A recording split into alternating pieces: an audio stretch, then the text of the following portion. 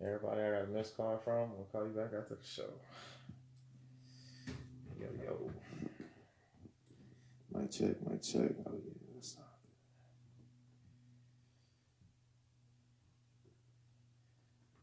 Shit, that's just like when you believe that you want cheese on that burger. You know what you looking for. That shit is funny. That's classic, yo. Alright. Live on there? Alright, it's time to get shit cracking. Yeah. Mine, yours. Live.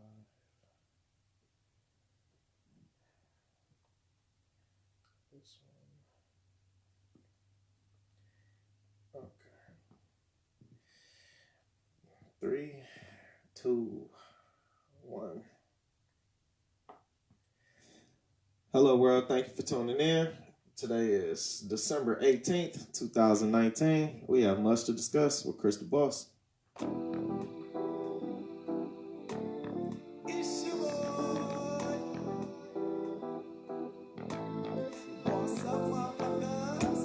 Communication's a must, and with long-term success, that's the route that I trust. Allow me miss it, come back to hit us till we sit and think about it. We got much to discuss. Yeah, communication's a must, and with long-term success, that's the route that I trust. Allow me miss it, come back to hit us till we finally try to fix it. We got much to discuss. Appreciate it. We here, much to discuss. Welcome back. It's been a little minute. I want to shop with my reading glasses on. Special guest with me in the house tonight. Long time homie. We known each other through basically debating sports and talking sports all the time.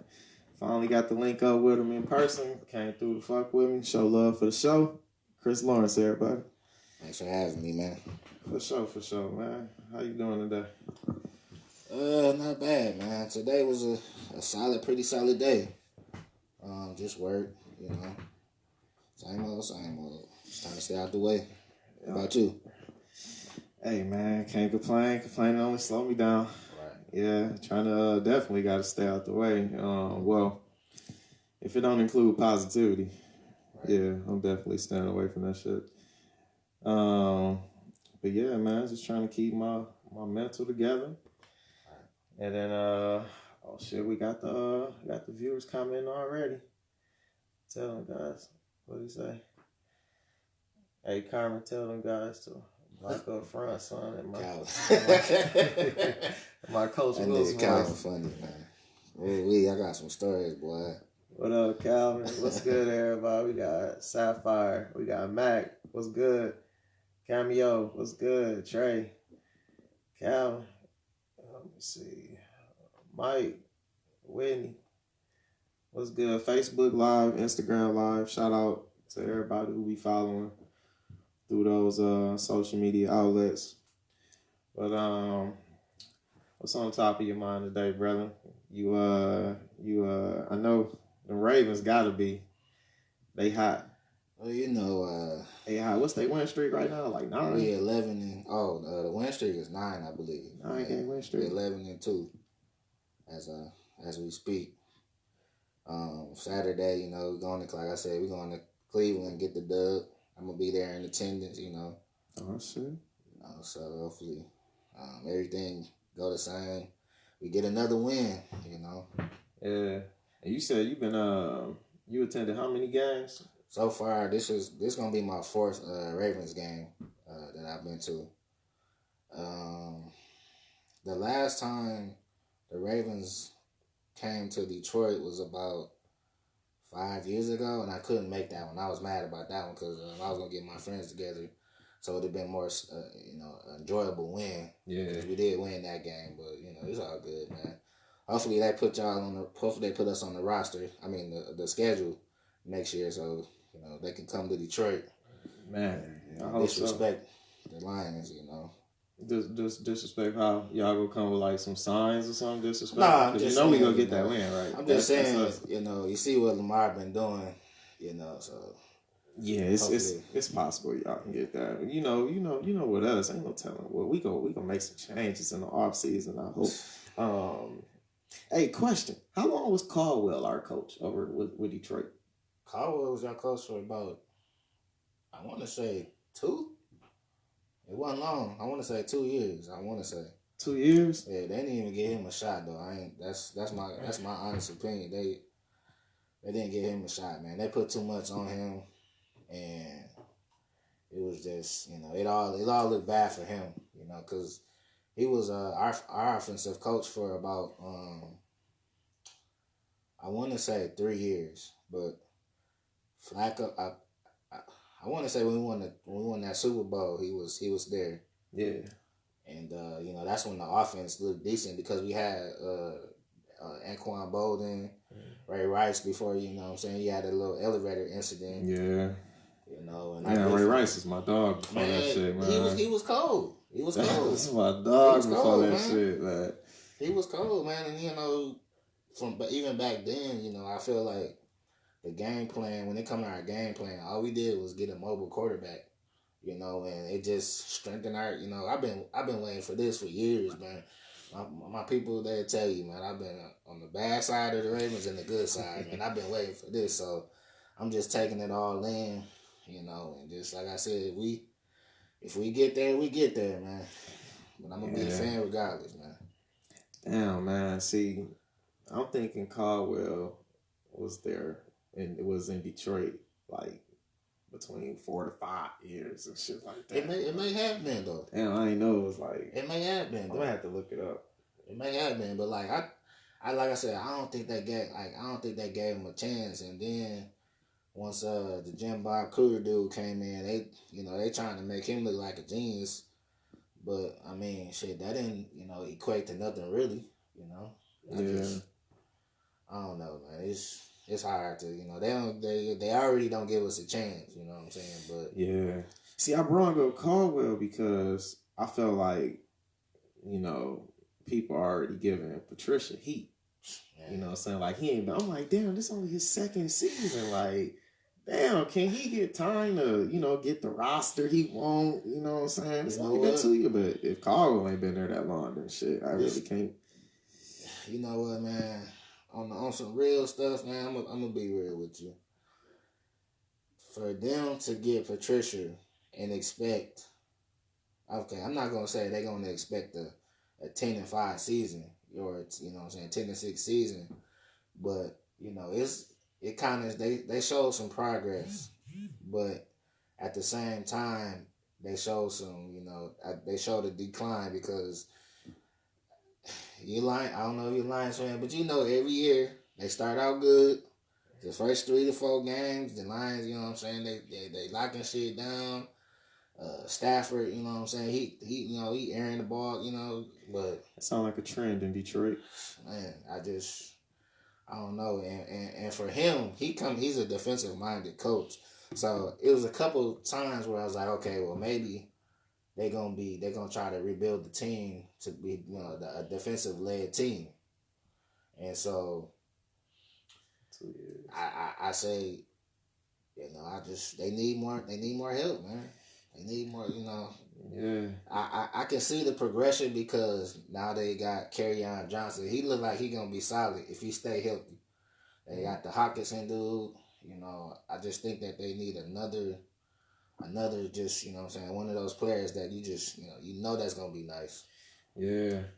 I looked at it, say he was head coach for the Lions from 2014 to 2017. Yeah. Right after finishing one season as y'all offensive coordinator and quarterback coach. Yeah, man. That's the thing with these, what's good, y'all? See y'all comment. Damon said, "What's good, Chris?" What's going on? Yeah, we got Chris squared in this motherfucker. Right. Caldwell was there 2 years. What's good, E?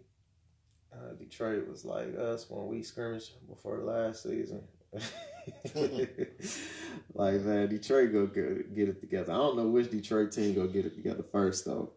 Look, I always tell my boys, man, the Lions is gonna be good when we about 75, man. I'm telling you. That's what I think too. I'm telling you, man. That's the God honest truth.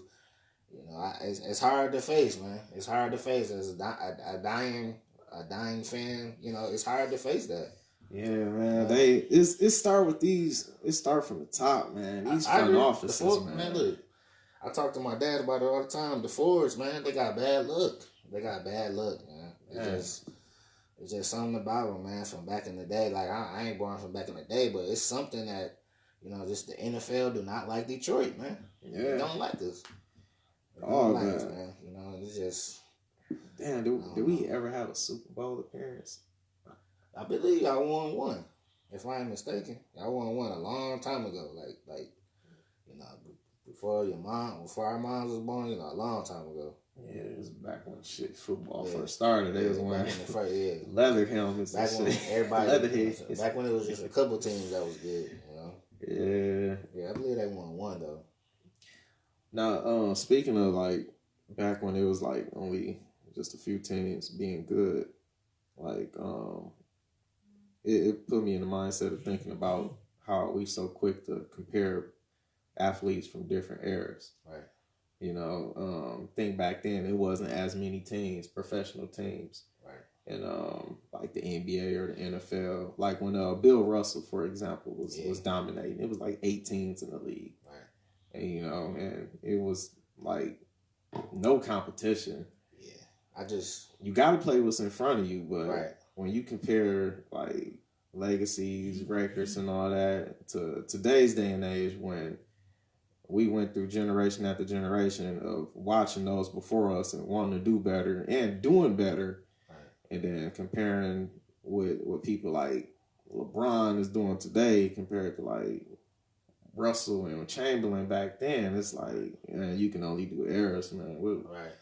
What you think about that? Well, like you said, you know, you can't help who line up against you, you know what I'm saying? So if you take a play off, you deserve to, you know what I'm saying, get all the criticism that you're supposed to get. You know what I'm saying? So for, you know, Bill Russell, I hate to say it was a whole lot of, you know, white men that couldn't check him, you know, and so he got busy every game and, you know, he got the hardware to prove it. You know, if we put him, I believe he'll do the same. If, you know, if he was in today's, I think he would. I think he'll put up good numbers, but like what they won like 8 championships in a row at one point. I don't know if they win that, but yeah, it's like just pure dominance. I don't think he would dominate like he did. I won't say he dominate, but like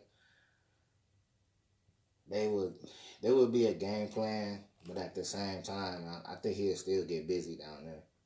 Yeah, he'll still get busy, you know. But it's just, and another thing, you know, you got to put it in the equation, the athleticism. You know, it wasn't too many of them, you know, that the motherfuckers couldn't run. Yeah, motherfuckers couldn't run. You know, they couldn't, you know, didn't have that stamina. Motherfuckers was playing the chucks back then. Like, you know they want to do too much hills, man. The hills was hurting about the end of the third, you know. Yeah, so, picture people. We'd have heard about so many more Achilles injuries back then. If you it's crazy because I go to the mall and look at the chucks and be like, man, people used to get busy in these boys, man. They used to get busy in the chucks though. Man, for real. Like, man, just knowing the type of player, the type of player I am, man, I probably would have broke both my damn ankles. Man, hell yeah, I would have did the same shit, man. I would have did the same shit. Man, just crazy, man. Calvin said, he said that we was always good before the season started. Oh yeah, oh yeah, man. Yeah, every year, both the 2 years, man, we always state, man. We look good though. Yeah. You know what I'm saying? But once it came down to the people lined up in front of us, man, you know, it was a whole nother story, man. Q Rich said they should have got Calvin Johnson some help. He might have stayed. He might have stayed playing. Man, that goes with a lot of players. That goes for Barry Sanders. I still hold the Fords accountable, man. Barry Sanders, he had one of the best running backs in the game, and he gave the game up early. Because he realized, 10 years? Like, man, he's like, man, this, man. And, you know, and for Calvin Johnson, I mean, arguably, I mean, that's not even an argument. One of the, would he be top 5? Yeah. Where would you put him at? Man, based off of the things he's done, like I'm trying to separate, him not having playoff success and all that, and just go off of his individual performance. He would definitely be up there in the top 5. I think so. I've heard enough about him and seen enough of him to know that he definitely is deserving. Right. If so, like who would be over him? Like we know we got Rice. You got Rice. Moss. You got Moss. You got T.O. I like Chad Ochocinco, man. Ocho was my dude when he was playing too. He was pretty. He was another one I wish would have won. Like him, T.O. them, man. I wish they would have won. T.O. man, that's still a debate because him and Moss, man, they had the game on lock, man. Arguably, just like I said, you can't help who you line up against. You know what I'm saying? But at the same time, this is like they made it look so easy. Like man, like they made people that play basketball like, man, I'm about to get out here and try that. That look easy. You know what I'm saying? When you get a random person that that think that, man, that's what make the game enjoyable, man. Calvin Johnson, just think like, all right, look at LeBron. Because at one point, I used to call LeBron like the Peyton Manning of the NBA. Because he was just like dominate the season. Yeah, he was surgical. And in the playoffs, it'd be like, yo, what happened to that same LeBron? Right. We was just watching in them season games. And the Peyton Manning the same way. Everybody Peyton this. Yeah. And then I'm watching Tom Brady go to the Super Bowl. And it's like, I don't know, man. I don't know. You got to have the right pieces around you, no matter who you are. Like, imagine LeBron went eight straight years to the finals. Imagine if LeBron, say them 8 straight years, he was like physically feeling better than any other year. And, that's probably was his prime, for him to be able to take his body through 8 straight years of non-stop basketball. Imagine if he didn't have the pieces built around him to win or get him that far. We'll be looking at his legacy like a Calvin Johnson. Yeah. Like, damn, man, we ain't never seen nobody just dominate the game like that. And ain't had no help. I ain't gonna lie though, I was one of those LeBron critics, man. I was hard on him because I felt like all this, athleticism that you got, and then once you get to the finals, the big dance, you pull an egg on it, it's just like, what like you said, what happened? What happened, man? And it's just like, I had read, I don't know if you had seen it, but it came up on Kevin Garnett said that they broke LeBron. Yeah, I just seen that today. And seeing how the game, that was a while back though, but at the same time, you can kind of see a player's energy and, the demeanor, and just, the Celtics really didn't, bow down to LeBron. And that's, what I think that, the Raptors of the past, or the Chicago Bulls or whatever, I think that's what they did, and that just empowered LeBron. So it just made him, it made the other teams powerless. He doing anything, LeBron took notes from everything he was seeing. Yeah. And then he just did things his own way. KG and Ray Allen teamed up with Pierce to create that super team, if you want to call it. But they was old. Yeah. They was on their last limbs at the end. Yeah. Each of them was at the end of their prime. It's like, yo, we gonna do it now, or it's never. Yeah. Or it's never. Yeah. And they did it. LeBron was thinking like, damn, as dominant as they were for that short period of time at the end of their prime, if I can get with somebody a couple of people, and do that this early in my career, that's why he was so confident to be like, not 4, not 5, not 6, not 7, not 8. He just seen KG them come in one season together. They played one season together and won a championship. You know, they made some conference finals appearances after that, and like another finals appearance, but they won that first year. Time, yeah, it was just like it was you know, it was just their time, and you know, I seen somebody say, Bron, I can't remember who it was. I would love to put you on blast right now, but Bron had KG done running or some shit before KG done formed the big tree in Boston. I'm like, no, because I don't think so. By the time they teamed up in Boston, hell, that was like LeBron's second year in the playoffs. Yeah, I want to say it was. Because his first 2 years in the league, he didn't even make the playoffs. Oh. So you take away the 03-04 season, the 04-05 season. Bron played in the 05-06, which Dwayne Wade won that. Yeah. And then his second year was the 06-07. LeBron went to the finals. Yeah, that was against swept by San Antonio. Yeah. And that year, actually, Boston didn't even make the playoffs because they was down there last in the East. Yeah. The year before they won a championship. The season before they got KG and Ray Allen now, they was like bottom. If they won last, they was like second or third to last in the East. So like, yeah, Bron wasn't even playing Boston for him to run Boston up anywhere. They weren't even in the playoffs. They got KG and went straight to the finals and won. And you know, Bron took a couple more years of that shit and was like, sick of this shit. Right. Got the squad together, man. Called the tank, called the cavalry. Yeah, man. So I mean, you know, like I said, people want to hate on the decision or whatnot, but at the end of the day, you know what I'm saying? He said, and Paul Pierce crying talking about he need help. Hey, man, Ray Allen left them. They didn't expect Ray Allen to just up and leave. That was kind of... Ray Allen was thinking about himself. Yeah, he wasn't thinking about his brothers or none of that. So that's why Rondo still feel a certain type of way about Ray Allen because, like, yo, when you put together a brotherhood, you know, bond with your team, the way any championship team do, right. You know, and then you lose to this new rivalry y'all got, and then one of your main pieces is like, shit, I'm about to go join them. Right. It's like, man, dog, yeah, we ain't got much to say to each other. Like, it's all bad blood. So like, when Ray Allen left, where they was go, they can make up for what they lost with Ray Allen. What, through Avery Bradley? Like, no. Like, I know people say Ray Allen didn't like how Avery Bradley was getting more minutes. Yeah, he was but coming up. Avery Bradley was, you know, he was a fastly improving player though.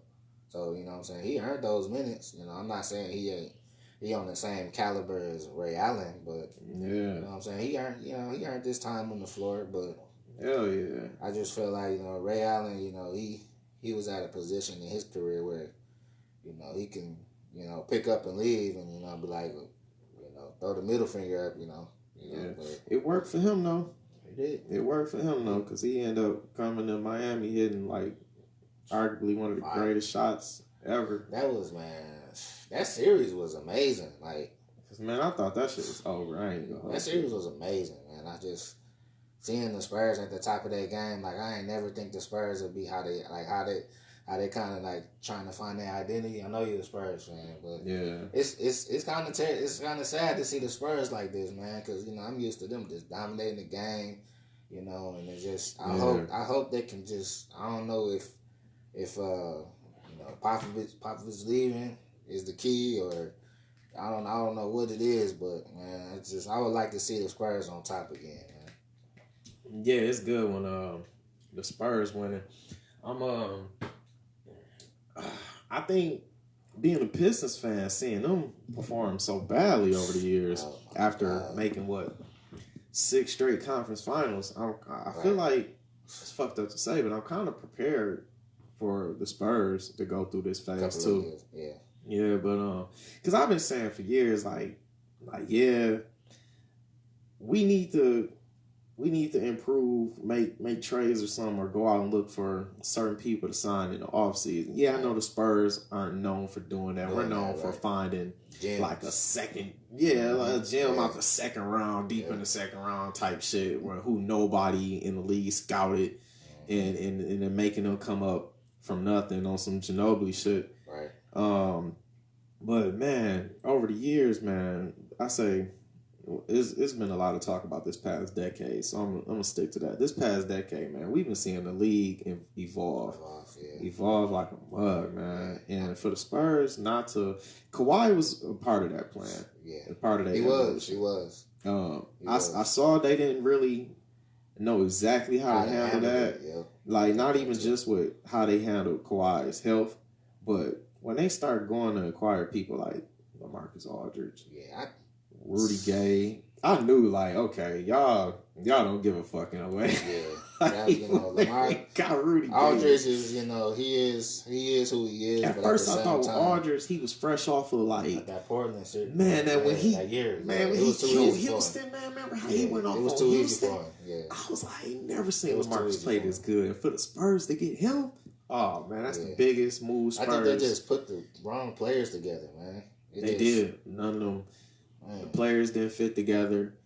You got like without Kawhi, there is no way they could have kept up with the Miami Heat. That's a fact. And in the 2013 finals or the 2014 finals, because they lost 7 games in 2013 and won in 5 games in 2014. But without Kawhi, I think the Heat sweep them. Yeah. I ain't gonna hold. I love Tim Duncan though, man, but I think the Spurs get swept both years. You know what? Who do you put on LeBron? Without Kawhi? Without Kawhi. Oh, without Kawhi, that's nobody. Yeah. Nobody. And then for the people who quick to go ahead and say, LeBron averaged 28, 8 and 8. Well, on the team, yeah, but when they were showing the statistics of LeBron stats when Kawhi is guarding him, I saw a lot of 0 for 4s, 0 for 5, 3-4 turnovers. And that was before Kawhi figured out who he was. Yeah, think about it. When Ray Allen hit that shot and beat the Spurs, sent it to Game 7 and eventually beat the Spurs, that was Kawhi's second year in the league. Yeah. In his second year, because I honestly really don't. I really don't remember Kawhi his rookie year. I ain't even gonna hold you up. I barely remember Kawhi his rookie year. When I started to notice Kawhi was his second year, before they made the finals. And I kept saying, like, yo, he reminded me like of a Tim Duncan. Like, he quiet, he go out there and do his job. If he, and then like Spurs known for like their role players stepping up big. If he can be like that one role player, that's what he was. And that's what he was. He had so much potential. And he was one of them people, like, at first it was like, I can see him being like, because first we was like, okay, Bruce Bowen retired. We need another Bruce Bowen. We go stay making noise. We had that in Kawhi. Kawhi was like a Bruce Bowen, I keep fucking his name up, Bruce Bowen, and like a Tim Duncan in a sort of way. Right. But man, you can't like mistreat somebody like health. You know what I'm saying? If somebody say they hurt, you gotta put trust in them. They say he has said since high school and college, if he don't feel 100%, he ain't gonna go. He ain't going. He want to give you. That's the right way though. That's the since right when in life did that become a problem? That's the right way. Man. If you feel you can't give it, I think it's because over the years, so many people, we always trying to. I don't know if it's a pride thing. But we try to satisfy. I say they try to, satisfy other folks, and then they end up burning themselves. Yeah, because we highlight people like. I mean, I did too. At one point, we highlight people like Iverson or Kobe who will break a bone and be like, "Oh, I ain't missing tonight. Don't put no DNP on my name." Like, still gonna look like, man, that's real shit. Like. That's the definition of a man, that's a look Iron up to. Man. Iron Man right there. I'm gonna do that, that's only the best can play through injuries. Like, no, like you gotta be smart. Like, I wanna be effective for as long as possible. And if controlling, if maintaining my health and make sure like I ain't. If I ain't 100%, it's no point in me going out there. Right. No point in me going out there. What you think about the load management? The load. Then you asked the next question. I was about to ask you. I'm already on the same page, man. But I think about the load management. That's kind of where I was going with it, man. Because I feel like the NBA, hell, not even just the NBA, hell, the NFL really need this. I feel like every sport need load management because this is how I feel about it. Let's take Zion for an example. If I'm, I can't remember the owner name, but fuck it. David Griffin, is that the GM, the new GM? David Griffin for Pelicans. The dude that had the, I think David Griffin, because they owned it. Yeah, David Griffin. David Griffin, he the one who just traded for Anthony Davis. He's, I think, GM or president of operations for the Pelicans now. You got Zion Williamson. Zion Williamson has been facing injuries. Well, he was injured in high school. His last year of high school, I believe. He was injured. What we all know about the shoe incident. I can't remember if that was the only time he was injured during college. I believe so. But that's 2 years in a row facing injury. He gets to the NBA. He misses the summer league due to injury. He misses preseason due to injury, and he has not played an NBA game due to injury. You think I'm not about to manage him? Like, yo, we're at bottom of the NBA. I have millions invested into your name for long term. I am not about to jeopardize putting. We done seen this happen to Greg Oden. We seen this when teams finally start being smart. But see, Joel Embiid, he threw a different spin on it. Yeah, he threw trust the process, trust the process. Right. He could have easily been like, we load management. Right. But no, it's trust the process. But they just, straight up, we about to tank. You know what I'm saying? But like, even with him, you want Joel to stay long term. Yeah, you want him to. You want him to stay long term, man. You got too many millions investing in these people to let them go out there, get hurt. We done seen the Greg Odens of the world. We done seen the Grant Hills, the Tracy McGrady's. You keep sending these players out there when they're not ready. They're not all the way ready. Yeah. They're not 100%. You can look at the results and be like, okay, looks like you're 100%. How do you feel? And then that player be like, I'm feeling good. Well, as a competitor, yeah. You've been wanting. I say that too. I've been wanting to say I feel good. I want to play. I want to play every day, all day. That's all I'm thinking about. I'm ready to play. So as soon as the doctors say, you can start, Chris, you 80%. I'm out there. Mm-hmm. I'm out 80%. That's all I need to hear. I'm gonna just shoot the ball. I ain't gonna, you know what I'm saying? I'm just shoot until I raise another 10-15%. I'm gonna do this. I'm gonna do that. You know, but when you got millions invested into somebody, like these is like all your jersey sales, your ticket sales, everything, all your merch, everything. Like people are coming to see Zion. That's box office, so they say. Why would you risk them getting hurt so soon? Like, come on, we done seen this. We done seen so many players fall to this. Like, why don't we accept load management? I don't know why they making a big deal out of it when that's the reason Kawhi. Well, first of all, Spurs is the first organization to display load management. The first one. First of all, and then Kawhi was the first one to be like, all right, well, this team showing me how to do it. I'm gonna take advantage of it. I'm gonna take advantage of it, man. Like y'all not managing my shit the right way. I'm going to see all these other doctors, and they like, hey, trust your body. You know, listen to your body. I done had a lot of surgeries myself, and eventually doctors start saying, like, don't take my final word. The final word is whatever you hear your body telling you. Listen to your body. If your body say it's a no-go, it's a no-go. And so it is what it is. Like, I know, say, like Brandon Roy. I know Brandon Roy case was sad. I know Will had corrected me recently and said, like, Brandon Roy going back out there in the playoffs so soon, when he came back and then played in the playoffs, like that, the condition he had it was gonna happen regardless Regardless, yeah. if they sat him anyway. But it's a lot of people. All you gotta do is sit them for like a year, and then they can be good. Ready, fresh. Give you another 10 years Yeah. instead of getting them out there ASAP, and then they'll never be 100% again. Right. You know what I'm saying? But I keep going back into it, like, we got millions invested into these people. Ain't no way I'm about to risk their health, man. You know, it's like people don't care about nobody's health no more. Man, you might as well rip up them $100 bills, man. Just rip up them checks, man. Man, ball up all them blue faces, rip them up, shred them. Right.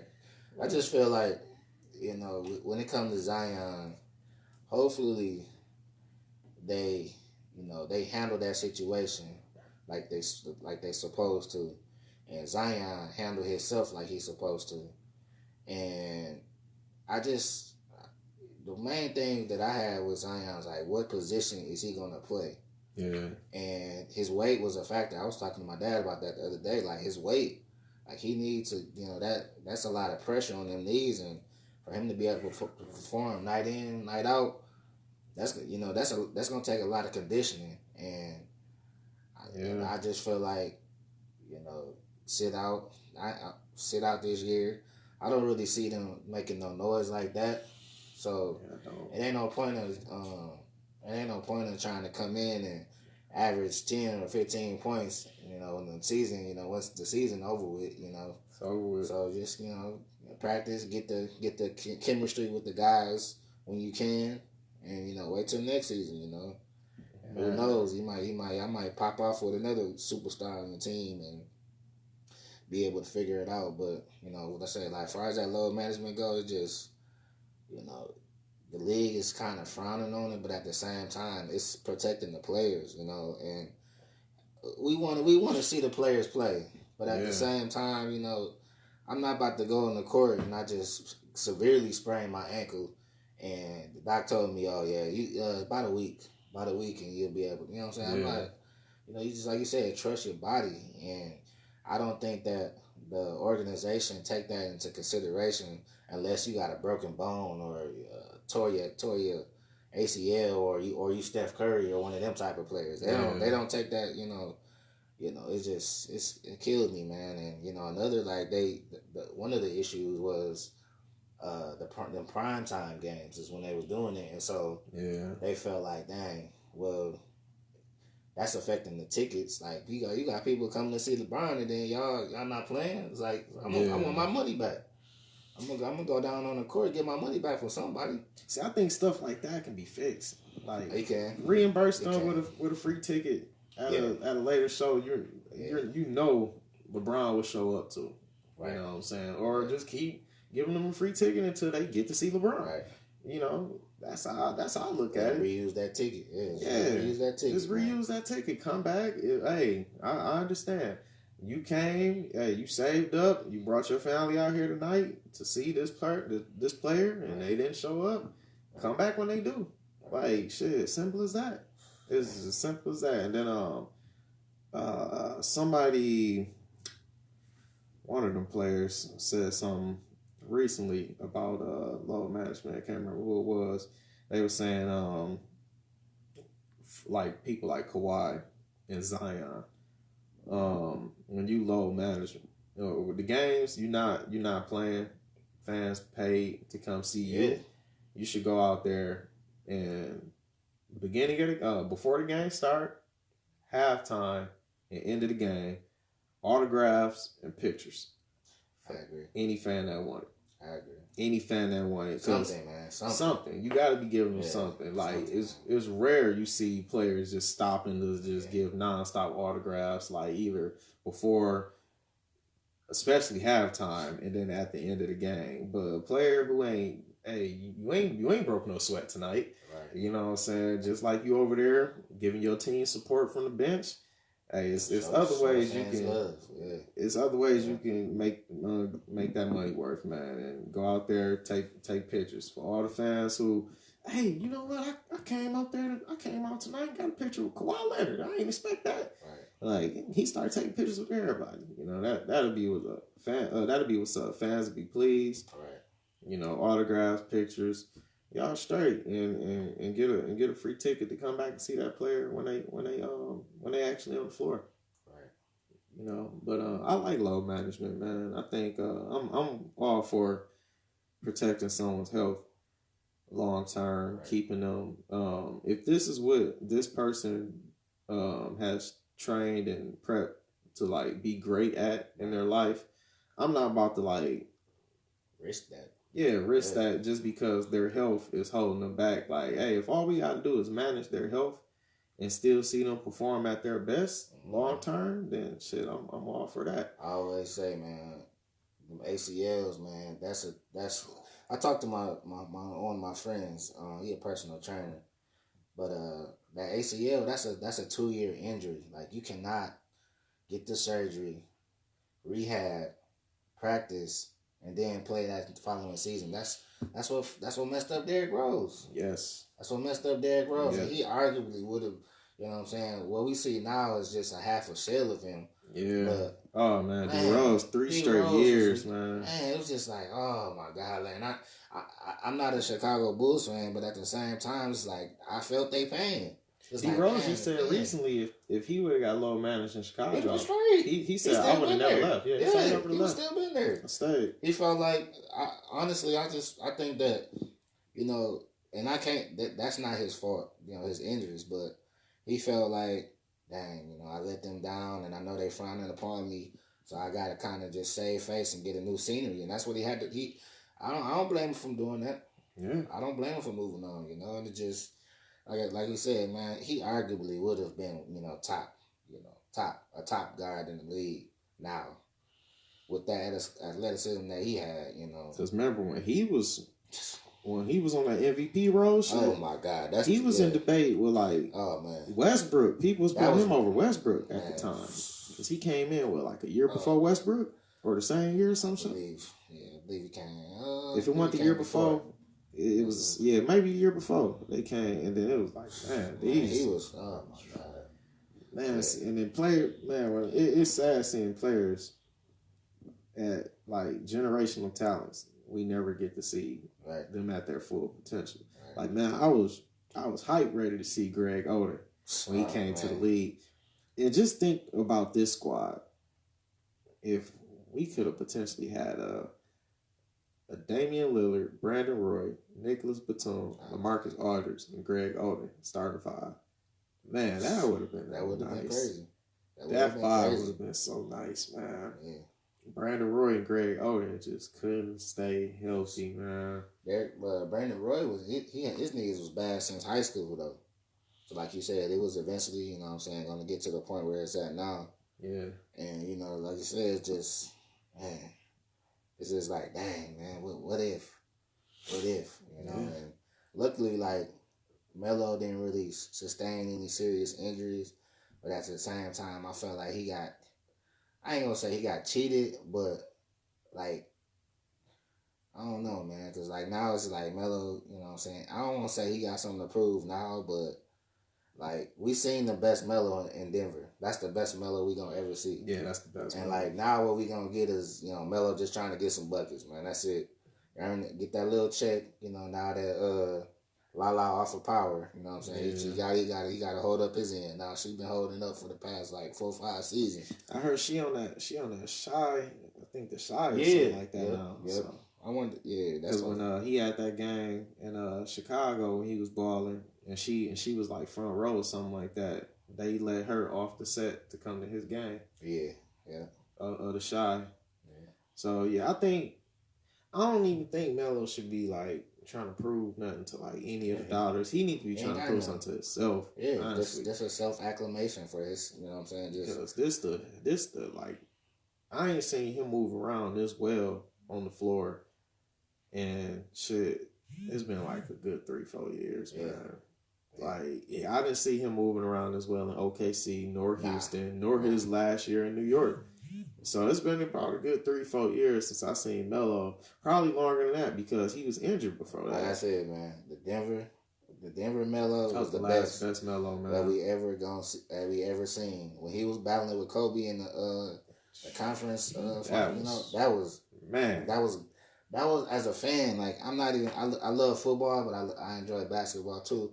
But like seeing him go at Kobe, and Kobe was like, "Oh shit!" Like this ain't gonna be no walk in the Yeah, park. this I was just motherfucker- like, oh man, it's even. Shit You know, real. This motherfucker strong. he about to bring it too. So it's just, man, it's just like, man, you know, Yeah, with Melo skills, man, he was just like a bully out there, man. yeah, Can't man, he nobody came fuck with in. him, He man. came in with a championship from college, and I was like, man, Melo, like this on some real stuff. Like I thought Denver was gonna form a team, like they kind of did, form a team around him, and he was just gonna win. I thought he was gonna be the one to, out of him, D Wade and LeBron. I thought Melo or Wade was gonna be the ones to, you know what I'm saying, get the rings and stuff. But, Yeah. you know, it was just crazy. Especially shit how Wade and Melo was the first two making have playoff appearances. Right. I just knew it, but like we said a few minutes ago, man, if the front office ain't building the right pieces around their star player, right, then it's not gonna happen, man. You have to have the right pieces built around you, man. Like Melo, they lacked like defense. Yeah, I'm gonna say that because they had every time players they out of their came, prime though too. yeah, like Kmart went in his prime, he had dealt with a lot of injuries. Marcus Camby dealt with a lot of injuries at the time. Then they couldn't stay healthy. Yeah. J.R. Smith was like, maybe he will, Just maybe he won't. Yeah, he's just so inconsistent, man. Yeah. And it was just like, man, like when they got Chauncey, they had a little bit That was a little bit of firepower. A little bit of sense of direction. Yeah. But like, I can't remember if it was Kiki Vanderway or somebody that was in charge of the team at the time, but they just did not finish putting that team together the right way. Like when they lost to the Lakers in the conference, Game 6, they should have been focusing on because I think Shea Butter said they start trading away everybody to help get them there. Like shit, them motherfuckers needed to be traded. The thing is, they just didn't make the right trades. Right. That's what I look at. They just didn't make the right trades. Yeah, that's when that's when they brought up George Karl didn't really like Melo. Oh yeah, I forgot. And so like it was like, damn, like I got this superstar, all-star on my team, but you know, I really don't, you know, I could care less about what he's doing on the court. I just, you know, yeah, you know, those positions be tough, man. And then Chauncey said like if whenever Melo couldn't score 30, he just he was he just was an issue. He was never happy and all this. It was just too much individual play, man. Everybody was just trying to look out for self instead of like Melo. I feel he never made, or it never showed on the court. He never made the right sacrifices for his team, and that's what I agree. That's what like Bron is like on another level. Yeah. He sacrificed so much to make his teammates better, to get his teammates some shine. Like things he practiced with his teammates with throughout the season and training camp. Like, all right, I know when he get over there, he hot. That's his spot. Yeah. I know where he looking to go. You know what I'm saying? I know who can hit what shots in the clutch. I know who good with, you know, somebody contesting him, who can get some points from the foul line. You know, Bron looking at all that stuff. Yeah. And then Melo is just like, yo, give me the ball. Let me see what I can do. Give me the ball, Yeah, let me go to work. ISO. Give me the ball, ISO. Yeah. Yeah, but I hope like he balling in Portland right now. Yeah. But Portland is in a situation where, let's be real, they're not gonna win. Like they're not built to win. Like every year they didn't finish third in the West 3 years in a row and still ain't made no moves at getting better. Like, come on, man. It sucks because the Trailblazers, you know, the organization, they know who they got on their team, man. Yeah. They know that before this happened, the Warriors was the top dogs. They know that the blueprint I can't say you're gonna duplicate a blueprint, but the Warriors, you know what I'm saying, that was built. That was built. Yeah. And for the Blazers to actually think that they can compete with the Warriors, like that was they was delirious. Delirious, man. You know, it's just like I don't care what, you know, they was up 15. Yeah, that was Like going in the fourth quarter of every game, and still got swept. And still lost. Man, I'm like, so this how do you address your players, or how do you you know what I'm saying, the coach as a coach, like how do you handle that? Because it's like you did everything you were supposed to do, but at the same time, just ain't got it could be gone just like that, man. Just ain't got it. Like, I'm going to, as a coach, what am I telling the team after a loss like that? What are you telling them? You get swept after all 4 games. You had a 15-point lead going into the 4th. I'm like, man, look. See, you had practice tomorrow. See, that's all you can say. See, that's why AI got upset. It was like, we talking about practice. You know, because they got put out.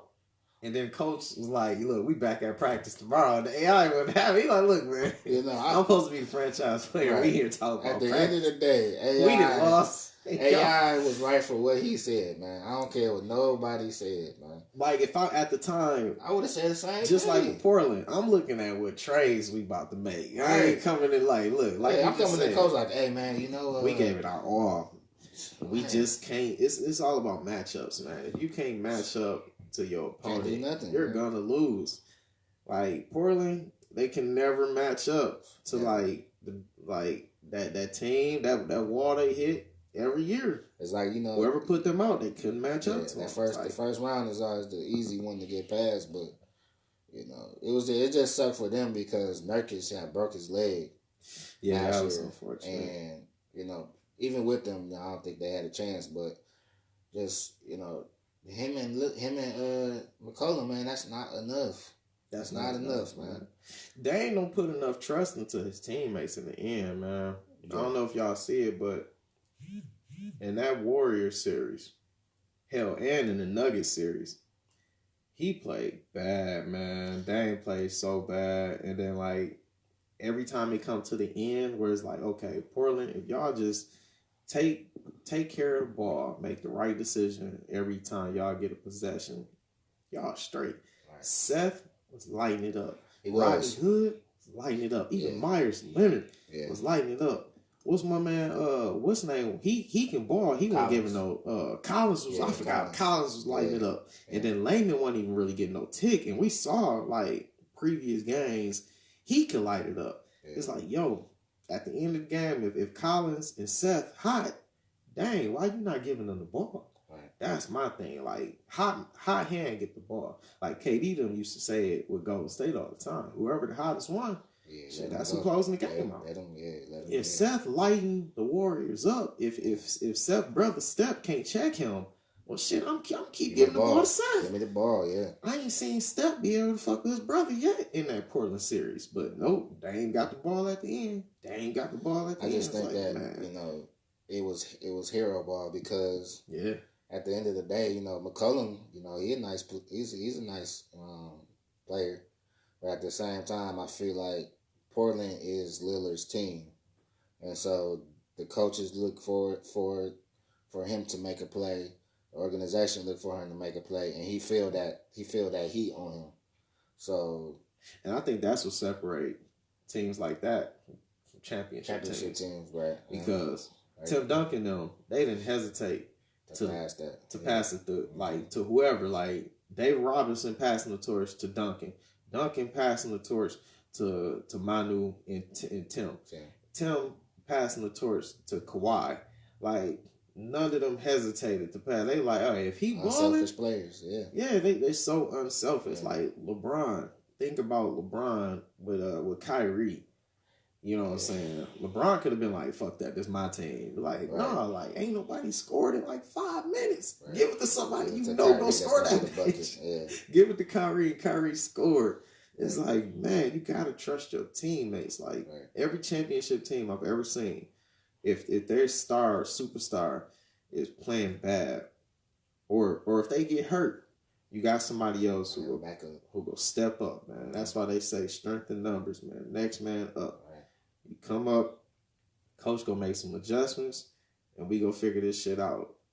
But it sucks though because not every team, like you said, got that strength. And most, I hate to say it, most teams depend on 5 to 7 players. for a whole season. You know, they don't expect that dude all the way down there that got some street clothes. He might be playing next week, and that's more wear and tear on that seven player rotation you got. That's more wear and tear on them for the end. Why do you think Harden be so exhausted when the playoffs come? Why do you think Embiid was so exhausted and when the playoffs came last year and shit? Like, they be tired of saying, like, yeah, because they teams running this little 7-8 man rotation all year. It's like, dude, we got 15 people on the team. Like, run at least a 10. At least 10. At least 10. Yeah, at least 10. At least 10. Because I feel like, you know, Harden is a great player. You know, I'm not taking nothing from that. But at the end of the day, when it come down to when it's time to win a game, he ain't got the. I'm not gonna say he don't have the energy, but at the same time, he don't have he didn't have that supporting cast. Yeah. And so, like, when they figured Harden out, everybody else couldn't do nothing to support him. And like last year, like I honestly thought last year, before everybody got injured. No, yeah, was that last year? Before, I think so. Yeah, before you know, when matter of fact, that was when Curry. No, that was the year. I want to say the year before last, because they played the Warriors like the year before last too. Yeah, last couple of years they played them. And Chris Paul was like working. He was working. Matter of fact, it was when Chris Paul had got injured, so that was. Oh, that was the year before. Last, yeah, so that was when you said Chris Paul was working. That's not that was the year before. I remember that. Because, man, he was going to work when he did the shimmy on Curry, you know, when Curry was all up in his face, man. I still don't know how he hit that shit. I was just like, that was the closest that the Rockets was going to get to the championship, man. That was their year to get that, but, you know, you can't help the injuries and just Harden, once one player a dominant player get hurt, your game plan, you know what I'm saying? And that's what the Warriors kind of did. Like, they, you know what I'm saying, they just made Harden kind of look like a ghost out there, and he still put his points up and stuff. But I can't believe they finished how they did. Like Chris Paul go down, like they folded, man. They folded. Y'all, they missed like what 27 threes in a row or some shit. I was like, oh my gosh, this is not. I mean, I wasn't counting on the Rockets, but I'm still like, this is not happening right now. I couldn't believe it, man. Like, because that, like I said, that was like just like. It ain't even about basketball, but like, okay, the Falcons, everybody know that story, but like, how do you know what I'm saying? Everybody know that story. Like, you got your foot on their neck, man. You got your foot on their neck. The owner down there on the field. You got the owner, yeah. You got his wife. He got a cup of Hennessy, you know. He got a cup of Hennessy. You know what I'm saying? Yeah, man. We about to do this. You know what I'm saying? Atlanta about to be crazy, you know. And then to pull it, like I said, just it's just certain teams, like you said, like I don't think the Falcons gonna be the same. I don't think the Rockets gonna be the same. Just only because how close they were to the actual championship. Oh, speaking of which, what about the Rams? I heard they not making the playoffs this year? They closed. They gotta win out. They gotta win the last two games, and I think they gotta hope. The Seahawks lose. Either the Seahawks or the 49ers got to lose one of those games and they good. But I don't. Just seeing the Rams play, they kind of like they got the good offense, but at the same time it don't come together because Gurley sometimes he just be in and out. Like he just be inconsistent. He inconsistent now, and that injury, that knee, like they didn't want to say it in the Super Bowl, but he got that bad knee. Got that arthritis in the knee. And, we ain't going to see that Gurley that we seen 2 years ago. We're not going to see that. And then that arthritis, when they be having them games that's where it's serious, cold as hell outside, ain't nothing about to help you. You can't run. You can't run like good in cold weather, man. Especially with that. I don't care how many hyperbaric chambers you do or how many you go to Switzerland and do. I don't care where you go, man. You cannot, man. Yeah, man, that shit. When your health, maybe when you're younger, maybe. But you know what I'm saying? When you got when you seasoned, nah, man. Yeah, man. And it showed. It just showed. Wear and tear, and you playing through the winter. Man. I still don't see how T.O. played in that Super Bowl, man. I still don't. Oh, I was man. I was talking to my dad about that, too. I talked with me and my dad, we talked, but, man, that was the one time I was counting against the Patriots. Me too. I never go against the Patriots, man. I'm like, T.O. got to get a ring. I seen him on the field like, oh, shit, it's over. When he played, it's over. He going to play? Man, come on, man. Shit. I was like, man, it's over. He came right off the crutches. And then he scored and everything. He scored, yeah. I'm like, man, they about to win. Yeah. Man, the one time I went against the Patriots, and they still won, man. Besides the Eagles-Patriots matchup that just happened in the Super Bowl, that was our second time. But, yeah, man, I was just like, man, this dude really about to play. And he just damn near broke. I was just like, man, I still got that play where he got injured in my head. Like, man, how did he come back from that and do that in the Super Bowl? It's just like that just solidified his greatness, man. That just solidified it, And see, right there, I know some people can be listening in on this and to be like, you see, he didn't load manage. Correction. That was the Super Bowl, right? Playoffs. Right. Kawhi was limping all through the playoffs. Yeah. And he averaged the most minutes out of every player, more minutes than Giannis or anybody else in the playoffs. Mm-hmm. Kawhi averaged the most. He had to, though. I feel like he had to, though, because, they had Siakam. They had Van Fleet. Lowry was really the one that scared me, though. Oh, shit. He was really the one that scared me because especially in the finals. I just knew. I'm like, here it comes. Right. He playing like he back on the team with the Rose. Right. So it's just like, I didn't, if I was the coach, I'd be like, yeah, man, I know you might need some rest, man, but you need an extra 5 out of you, man. We need an extra 5 minutes, man. Yeah. We need it, because I don't trust these motherfuckers you're on the court with to handle it, and it's just. And you seen Kawhi every time they really needed it, he'd get that spurt. Or he'd score like during their 15 points. On the street, yeah. Like, say if he do it in the third quarter, like, shit, he can barely move in the fourth quarter. Mm-hmm. And then a lot of games, he saved it for the fourth quarter. He'll play bad, right, or won't get that many shots off, or he'll be passive. And in the fourth quarter, it's all Kawhi. This motherfucker is aggressive every possession, everything, man. Taking it to the best players on the opposing team and checking the best player. I'm like, oh, man. And then after every game, he limping. I'm like, man, that motherfucker hurt. Yeah, but he's still tough guy. He said, like, look, if y'all let me low manage through the season, I won't miss a take y'all there. beat in the put playoffs. Y'all on my back. Yeah, and he did too. Like, you could say, oh, if the Warriors wouldn't have had all those injuries, but like at the beginning of this conversation, you got to play what's in front of you. The game ain't gonna stop just because KD and Clay, Cousins and all them and Looney and when you start naming, they did have a lot of missing names. They did. It's a technicality. It's a technicality, but at the same time, I'm gonna still bust that 3 in Looney face. I'm gonna still do it. Got a game to play. You still got people in the crowd who want to see 4 quarters, man. You got to. And even without KD though, Thompson playing, they would have won. I think they would have won the with Raptors. Thompson. No, the Warriors. Oh, with just Thompson? With Thompson, Curry, and Draymond, they probably won. I think they would have got it to 7. I think they would have won that shit. I don't know about winning because Kawhi was a different animal. I will say that. The Warriors number, and I think to beat the Warriors, it couldn't have been a better ending for Kawhi. I mean, if he would have beat the Warriors 100%, like if all it was, that would have if they would have had Cousins, KD, and everybody, that would have been the only thing to top what Kawhi did last year. Because the last team he played, the last playoffs we seen him in, conference finals against the Warriors. Zaza took him out when he was up 24 points. Like, he single-handedly had the Spurs up 24 points on the Warriors until he got hurt.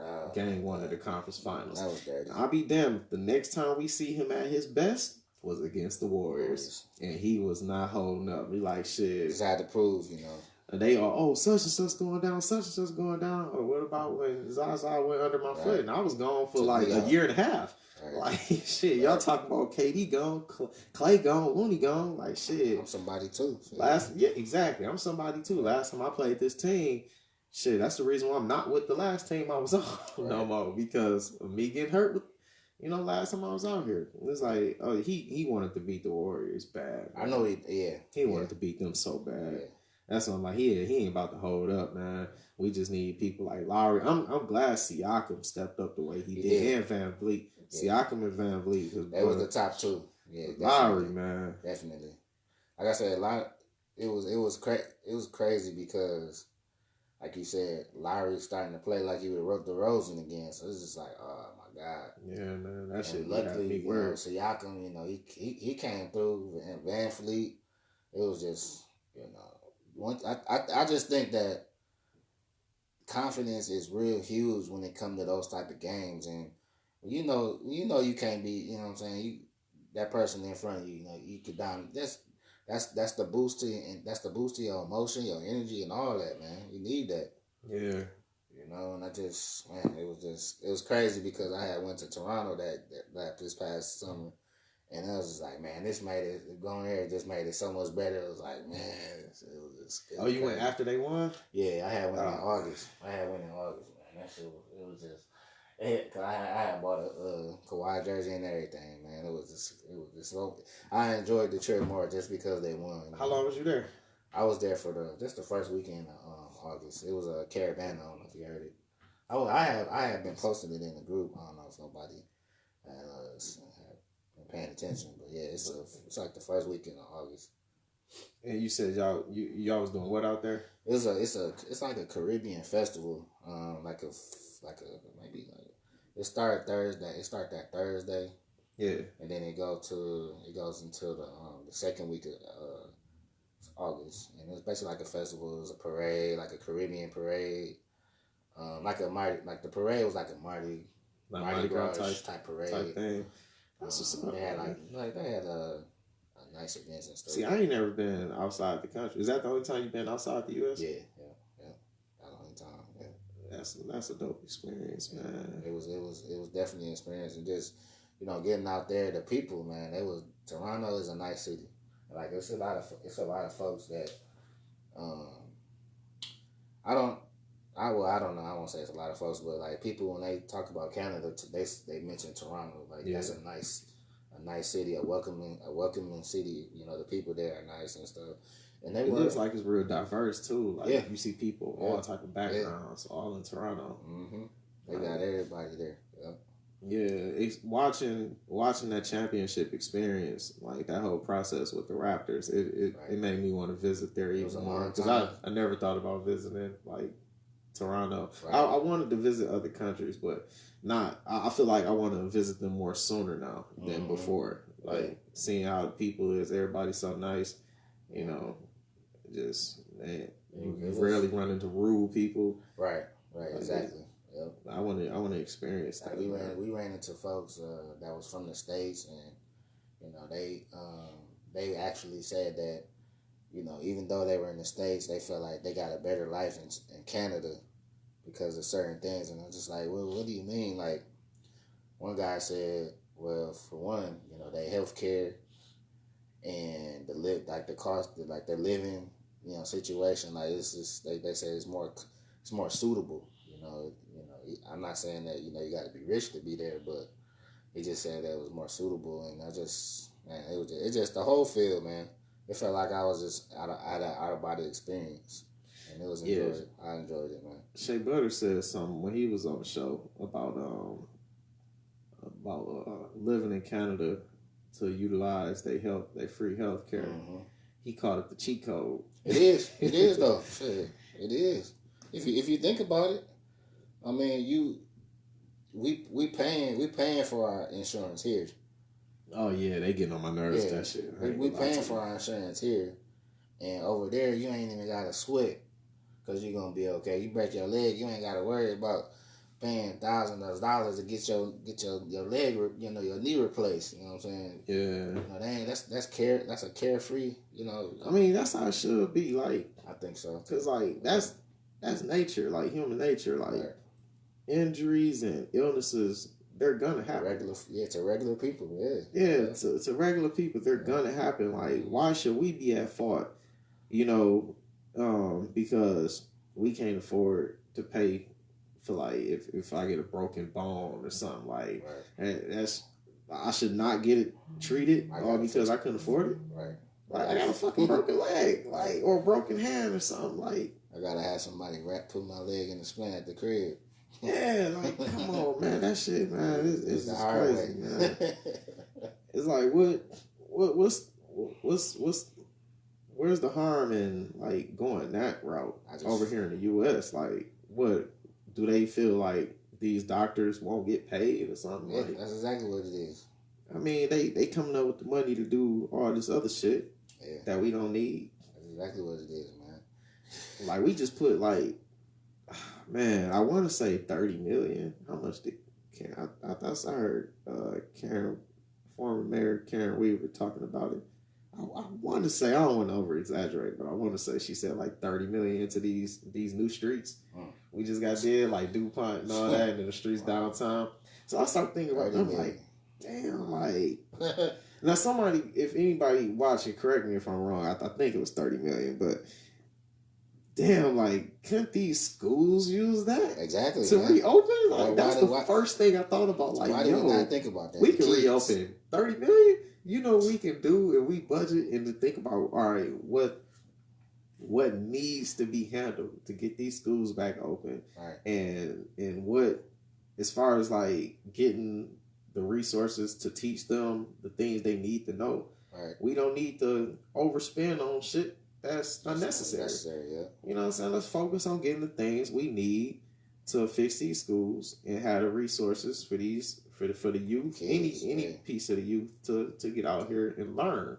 You know what I'm saying? Prepare, like we was talking before the show, like preparing the youth, these children to experience the real world, how to survive the real world. You know what I'm saying? Right. How to face like walls that come against them, yeah. Man, and real. I feel like, you know, building the college town like downtown, you know, how they, you know, revamping that, you know, that's all cool and stuff, but these kids, they can't just jump into college. They gotta go to elementary. It's a process to they get there. They gotta go to junior high. They gotta go to high school. To graduate, then it can happen. You rebuilding colleges and stuff, putting them in this inner city, but what about the schools for the kids? Yeah, you know, exactly. You got these kids just staying, like, for instance, staying on the north side and gotta go to school all the way on the other side of town. You know, I even had an experience like that. I stayed on the north side. No, I take that back. I had went to Carmen before I graduated from Northwestern, but when I had moved on the north side, I had to go to Northwestern, and I was like, at that time, I was like, man, I was enjoying Carmen Ainsworth, and I didn't want to leave. But, you know, your address don't match. Yeah. Your address got to match. You got to be here, this residence for this. You know, there's just so many stipulations, man. It's just that these kids want to get an education, no matter where it's from. Like, I don't see what the problem is. Yeah, you got some, you know, bad seeds out the group, out the bunch that, you know, want to act up. But at the same time, man, if these kids want to learn, man, let them learn. Give them the opportunity. You know what I'm saying? They are like they said, they are the future. You know, you got to believe that, and we not making the future promising, not giving these kids these opportunities, and, you know, encouraging them and getting them ready for, like you said, to survive the real world, to survive the obstacles, you know, that may come against them and stuff. We're not giving them the tools because we worried about other things. Like, you know, we need these streets fixed. That's obvious. But every time you fix the streets, they're good for a couple months, 6 months. Yeah, because the next year, next year they're gonna be worse. They're gonna be worse. Yeah. Like, so it's just like that's an ongoing project. We keep fixing the roads every year. Put some of that money in the school system. We live in Michigan. After every winter time passes, when it warms back up, the grounds streets is breaking up. They're gonna break up again and again. Yeah, but that money would have been put into something useful, like these schools. Like, come on. I mean, yeah, when I walk downtown, it from the faces around there nowadays, it's good to see. It may look like we're in Toronto, but it's how diverse it is nowadays. Right.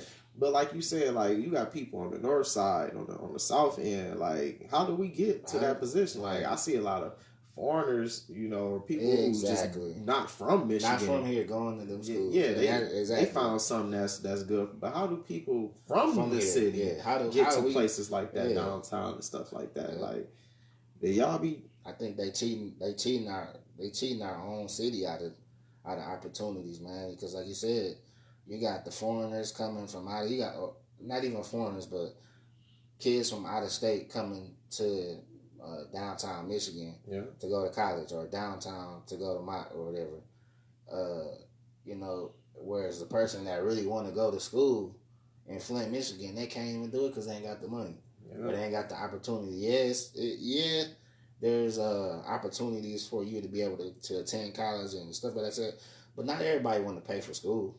Nobody want to pay for school. Shit, hell, I don't even want to pay for I got student loans. I don't even want to pay that shit. You know what I'm saying? So it's just like you give an opportunity so somebody can take advantage of that, man. And I wish that the stuff that's going on now, I wish that was going on when I was in high school, when we was in high school. You know what I'm saying? It's so much more that about that I've seen and I hear about now. And I'm like, dang, man, if I just had that one opportunity, man, it'd be life changing. Yeah, you're right about that. Man. What do you feel we need to do about it? Like, how can we a realistic start? A realistic start. What I think, maybe get like a board, get like I guess you would say a board of folks, and get a plan, make a blueprint, and put it to action, man. Whether it's rebuilding an elementary school or building a new elementary school. We need to basically start having our own local board meetings, type shit. Something.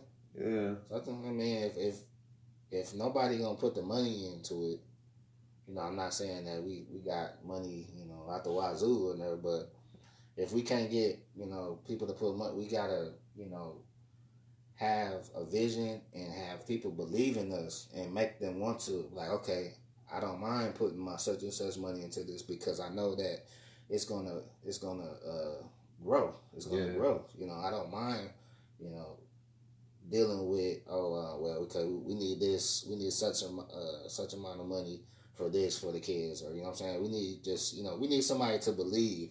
Yes. And I feel like in the inner city, like seeing these schools close down, it's like, man, they stopped believing in the kids, man. They stopped. Like now, like with Northwestern closed, Northern, with all them schools closed, it's like they stopped believing in the kids, man, in the city. And now, like I'm still uneasy about Kettering taking over Atwood like that, but it's just when it come to money, man, that's all that really matters when it comes to stuff like that in the city. And just with that money, they need to kind of just be more considerate, man. These kids, like I said, I just think I look at my niece as an example that I want to that I realize, like, I want her to have the opportunities that I didn't have plus more to 10 times more, so she can be able to take advantage of it. You know what I'm saying? And I feel like just sometimes Flint, the folks in Flint, they give up on the city. That's what I think. It's true. It's true, man. You got a lot of people that basically give up, man. Yeah.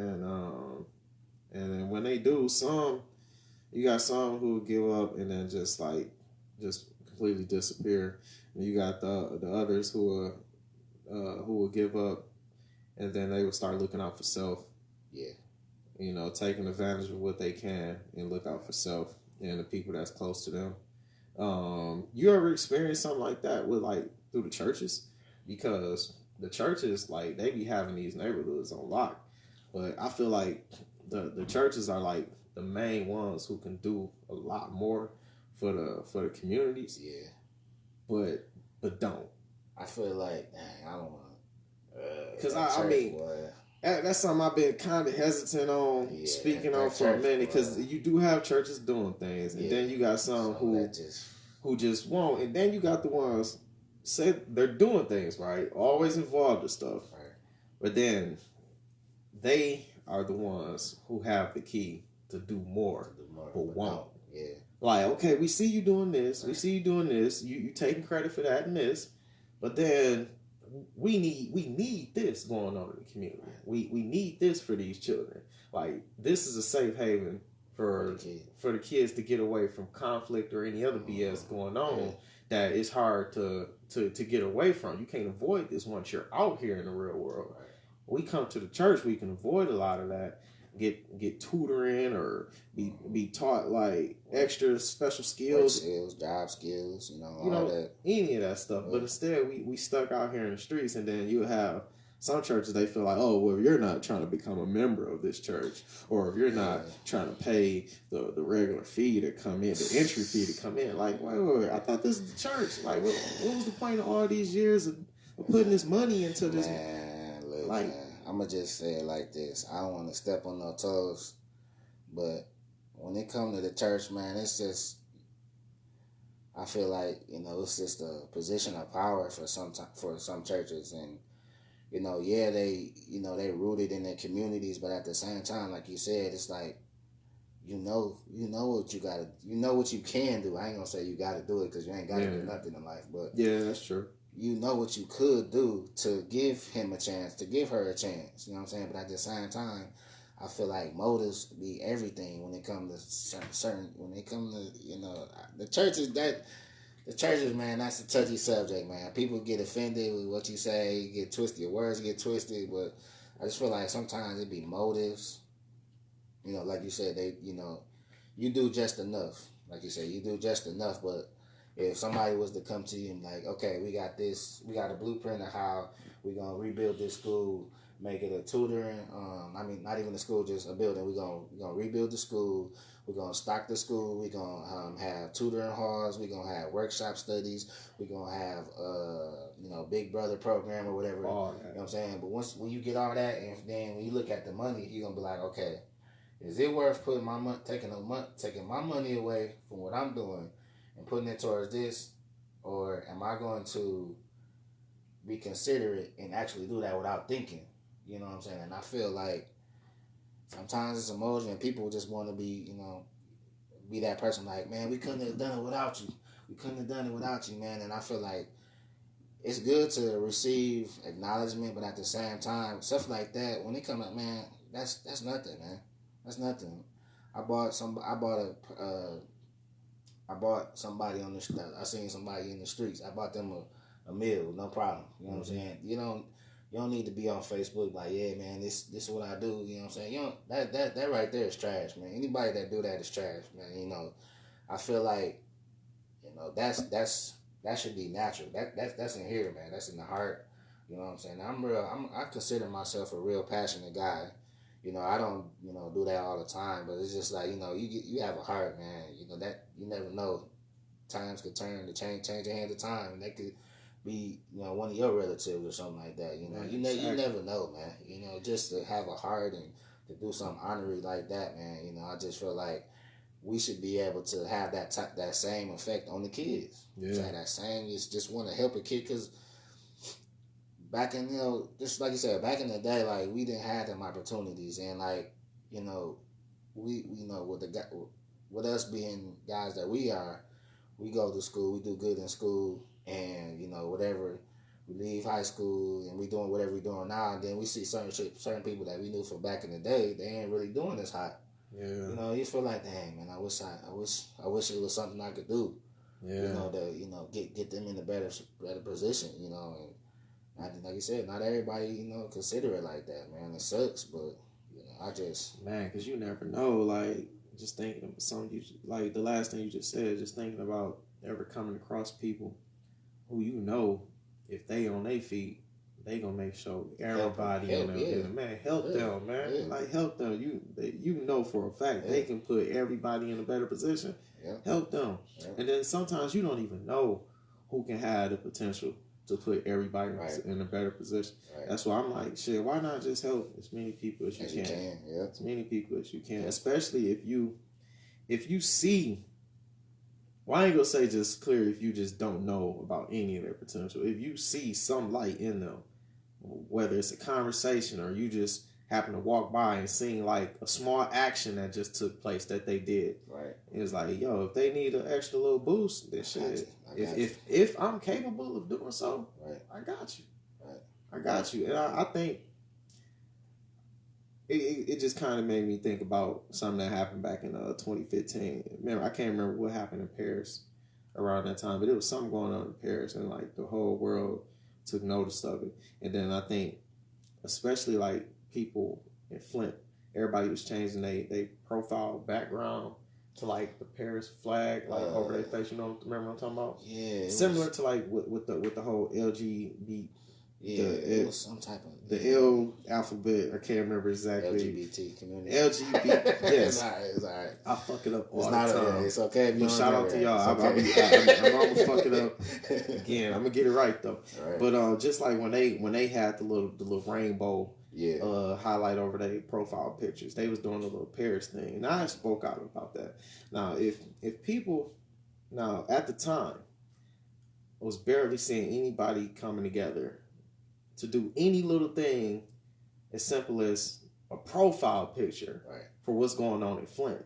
But something happened across the world in Paris. Everybody in Flint changed their profile pictures to Paris. It's like, even if you know a little bit about what's going on, you have way more knowledge to what's going on in your backyard. Your own city. Yeah. Where your profile picture changing to the person who just got killed around the corner from you or next door to you. Or any of that. It's to take a step as small as changing your profile picture. Why couldn't we get that? I got so much heat for that. Because I had a lot of people coming at me. I had some people who was like, oh yeah, Chris, that's right, speak that truth. And then other people was like, oh no, fuck that shit. You don't know what I do for people in this world. I just don't be putting it all on. I'm like, but still, you went about changing your profile picture. And that's the only thing that I'm highlighting. If you went about doing that, then what's wrong with highlighting or at least doing more? Like, even if you're not like highlighting, like you don't have to be the one who everything you feel you doing good, you have to put it on social media. Yeah. No, but at least just do more. If you can do more. If you can't do anything at all, but the most you can do is change your profile picture, then do that for somebody, more serious. That's closer to home. Yeah. You know what I'm saying? We always trying to look out for somebody way across the world. Like shit, we can't do nothing about. That's just like, how can you help others if you don't help yourself? True that. And then, how can you help the rest of the world if you ain't got your own community, your own region taken care of? It's harder to take care of the world, than it is to take care of my own region, my own community. Let's focus on the inner and then move outwards. Then expand. Yeah, I feel like we in the world of trends and popularity kind of rules most of those things. And so just like the Jordan phase, the Jordan shoe phase. Mm-hmm. Everybody anxious to get those shoes. We know these the same shoes every year. We know it's the same shoe, but just because it's a different year, you still want that shoe. So, that's just the craze that, everybody that I still don't understand that. I'm not, you can support your habit, you support your Jordan shoe habit, that's fine, you know what I'm saying? But at the same time, it's just like you said, you have to be able to, know what's going on around you.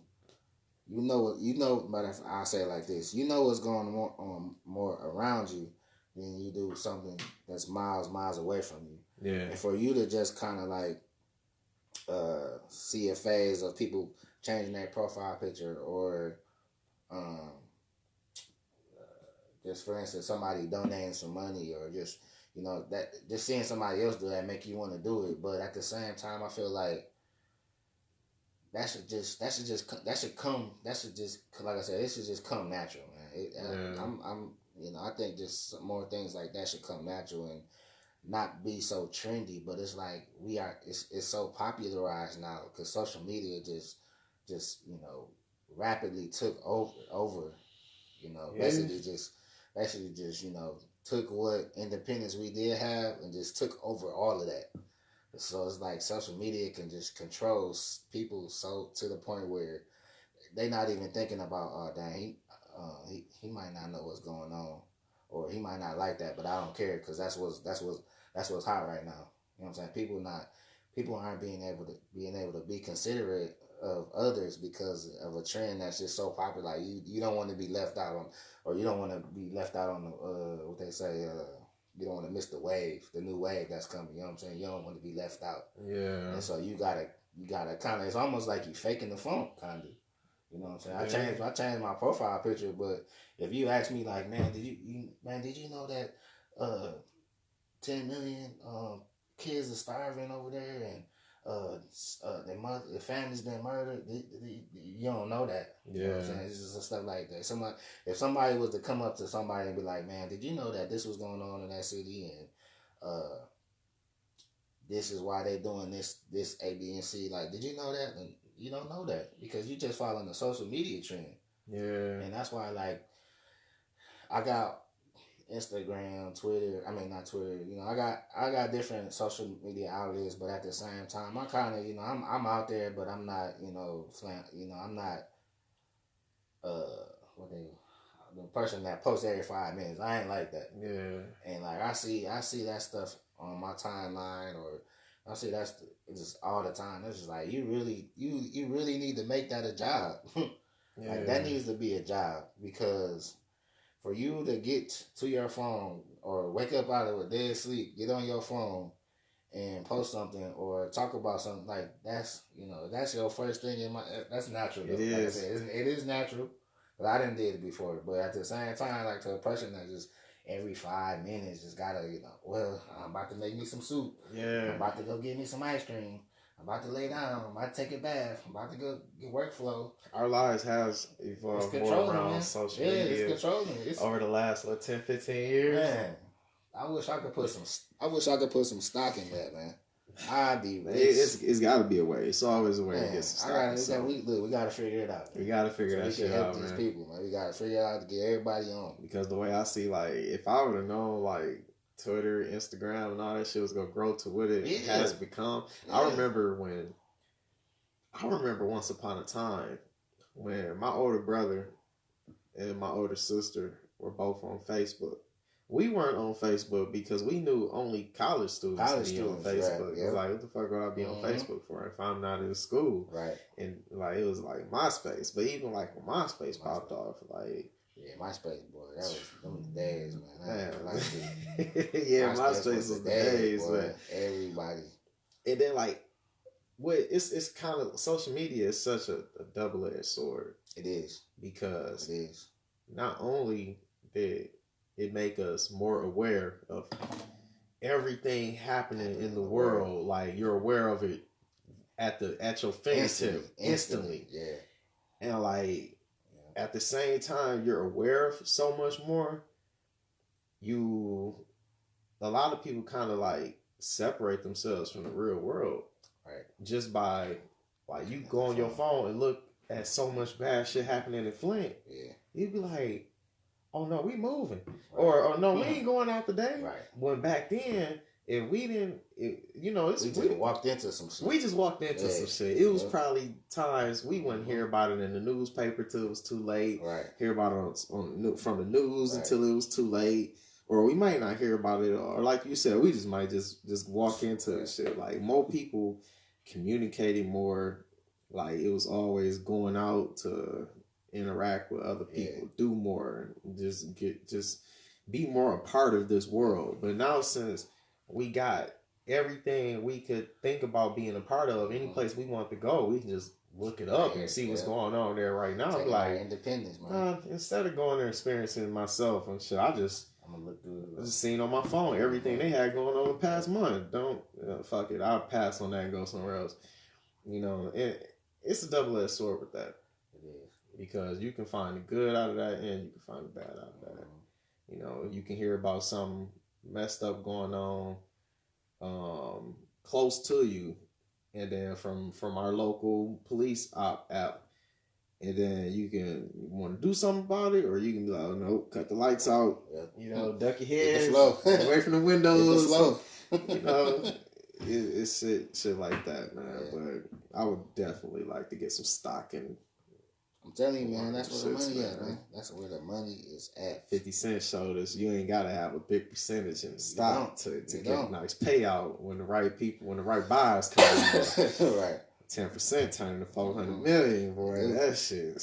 That sounds nice right now, though. It sounds nice right now, though. Hell yeah, man. Yeah. Like shit. Hell yeah. Like you said with the news, man. Like you said, it's like it become like a job, like just checking. Like, all right, for example, since I've been focused on doing like the podcasting, I've been trying to, cause me, I'm the type of person I never try to keep up with trends. Right. I don't care to if I'm the only one in the room not knowing what everybody like talking about or what's going on, I don't be caring. Like, hey, what's going on? Like, all right, fuck it, don't nobody tell me. I don't care. Move on. What's good? Let's do something else. But now it's like, damn, I gotta care to find out what's going on out in this world. Like, you know, I'm checking my news. Like, I ain't checked the news this much in so long since I was like in high school. And you know, now I'm checking like Twitter news, smart news, like I'm trying to see everything from sports, business, entertainment, the world, lifestyle. I'm looking at everything. It's like, damn, this shit is really a job. Like so you said, outlets, man. You got to keep up with it. Like you got to keep up with so much. CNN, you got motherfucking much. Man. You got to keep up not only with the things that interest you, but things that's important, things that need to be talked about. You know, and then you got a lot of the stuff that floods your timeline, your notifications that you feel it is not important whatsoever. Right. Like for example, Tekashi 6ix9ine, like this shit, they gave this motherfucker 2 years. Look, man, all I'm gonna say about that dude is, man, he is a lucky dude, man. Lucky that a motherfucker, man. It looked like he was about to get the book thrown at him, man. I just knew he was. I'm like, man. I thought he was cooked, man. I know plenty of snitches who did all the snitching they can and still get the book thrown. Right. So and I still know get the book. He I'm about like, to get booked. I was like, 24 months? What? That shit fucked me up.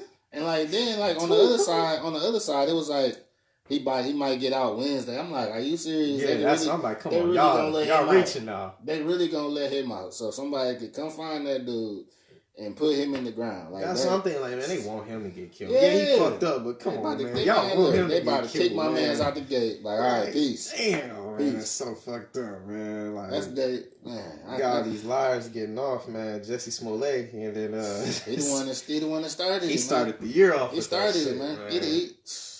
I ain't think nothing. You know, this year started off crazy. I ain't think this year started off with Big Draco. Hey. January started off with Big Draco saying, like, Drake to Jussie Smollett to R. Kelly, and then all that shit happened January. I think all that shit happened around January. We're going into January in a couple weeks and shit. Like, damn, revolving door, man. That shit, this shit was crazy, man.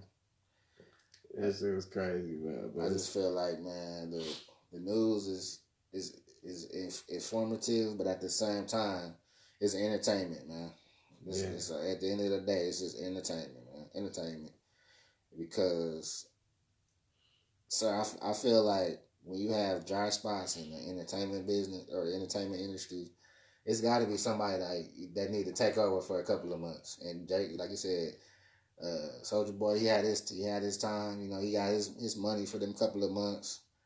Them folks, you know, when it comes to R. Kelly, they needed some money, so that's when that happened. You know, it's just, you know, some people just need that time to get that money for a minute. What you think of 50 Cent just spoke on he called out Oprah for only coming at black dudes and not like the You know what? Weinsteins and them for these. When it come to that, man, I just kind of question certain, black leaders, or I ain't even gonna call her a leader, but just a black figure in America, just as to, we are, I ain't gonna say we built her success, but at the same time, we are, because we is what happened with Oprah. Like, you know what I'm saying? We supported Oprah, and for her to kind of like shun us like that, it's just like, damn, for real? It's like, yeah. Like, we ain't even getting all the facts on these people, and you trying to rush and do documentaries with the accusers and shit. It's like crazy, that. Man. Like Charlamagne said, at least like if you go do like who she doing one on right now, Russell Simmons. Like if you go do one on Russell, at least bring Russell in to speak his side too. Talk to him, interview him as well. Like you only in like I thought you fuck with Russell. Like, you know what I'm saying? I got a Russell Simmons book when over here, and she did the she was a part of the book, like to start off I think like a couple chapters. He got quotes from Oprah to start off some of his chapters in one of his bestsellers, and now she coming at him. I mean, like if it's facts, you know what I'm saying, but still get both sides of the story. Yeah, get both sides of the story, you know man. Because if he pissing on the wall and he got arrested. Hey, if he did the same thing, he should get arrested too. You know what I'm saying? Hey man, it's crazy, man. Because what was in that? Was it Weinstein that killed himself in the prison? That hung himself?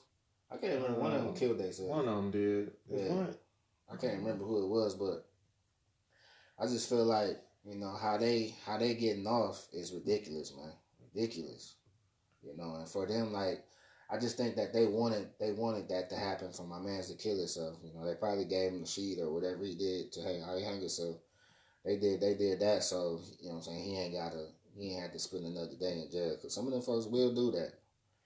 And I feel like I can't, somebody else. Weinstein's still alive. Weinstein's still alive. Yeah, it was one of them guys that killed him. Dang, what is that dude name? I remember it, but that was one of those stories I was just like, I'm not gonna put too much focus on.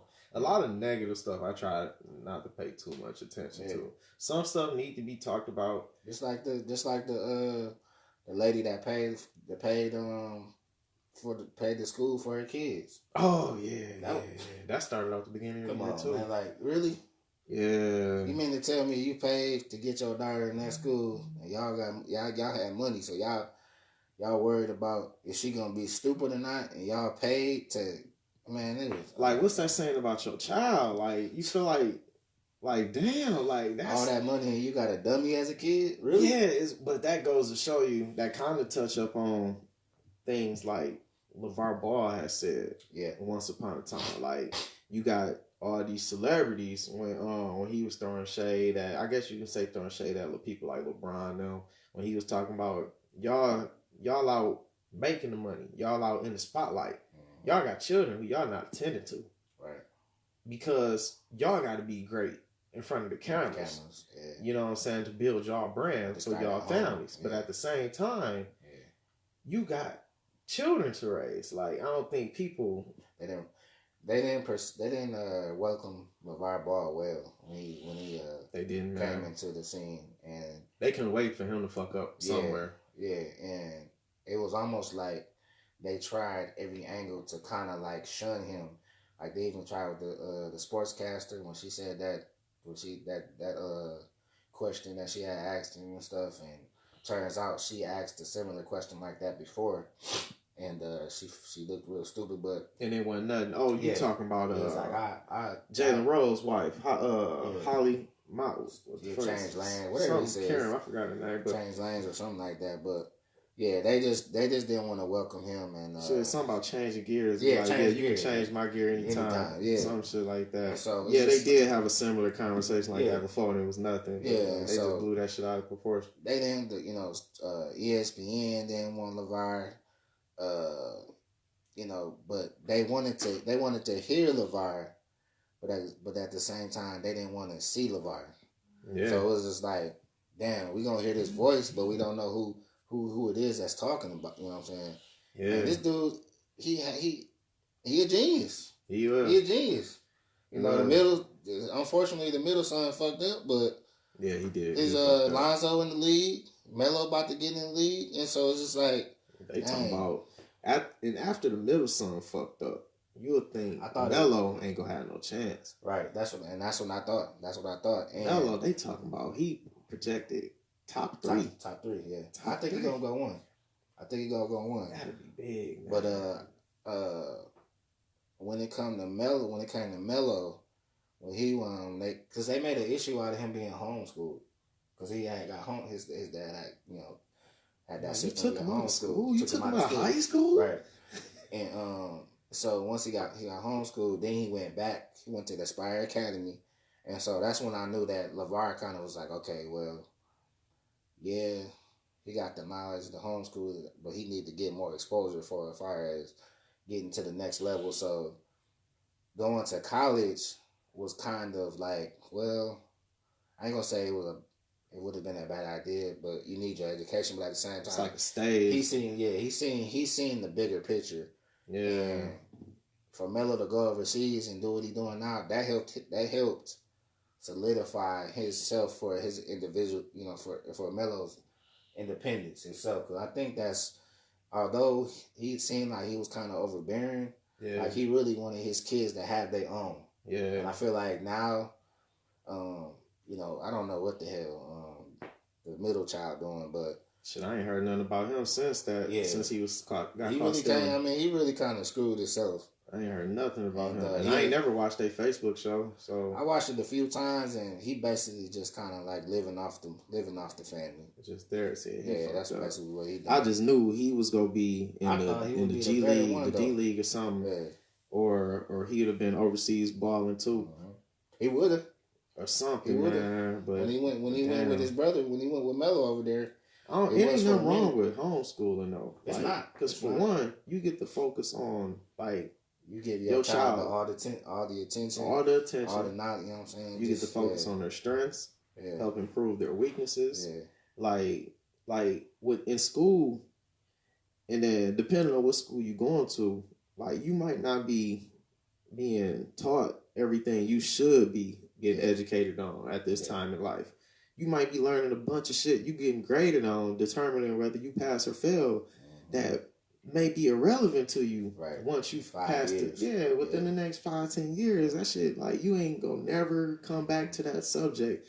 But this is what's determining your GPA or if you get into this good school or not. Yeah, you need that class. In homeschool, your parents get to focus on, all right, look, these are your strengths. This is where your life is going. This is what you like to do. Let's focus on this.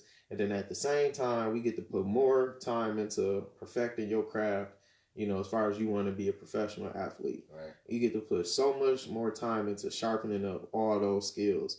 Right.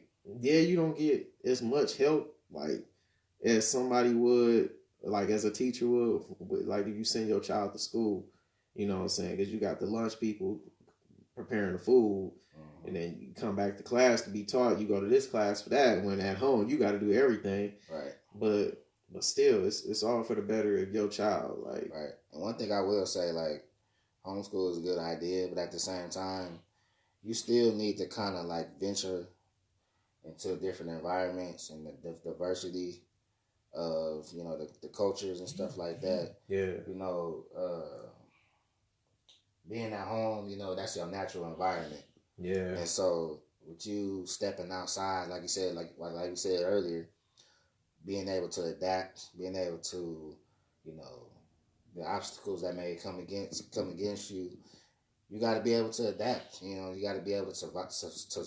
It's kind of like survival of the fittest. Yeah. When it comes to that, you know what I'm saying? Because we go through grade school, our parents are with us. Yeah. Most of the time in the situation.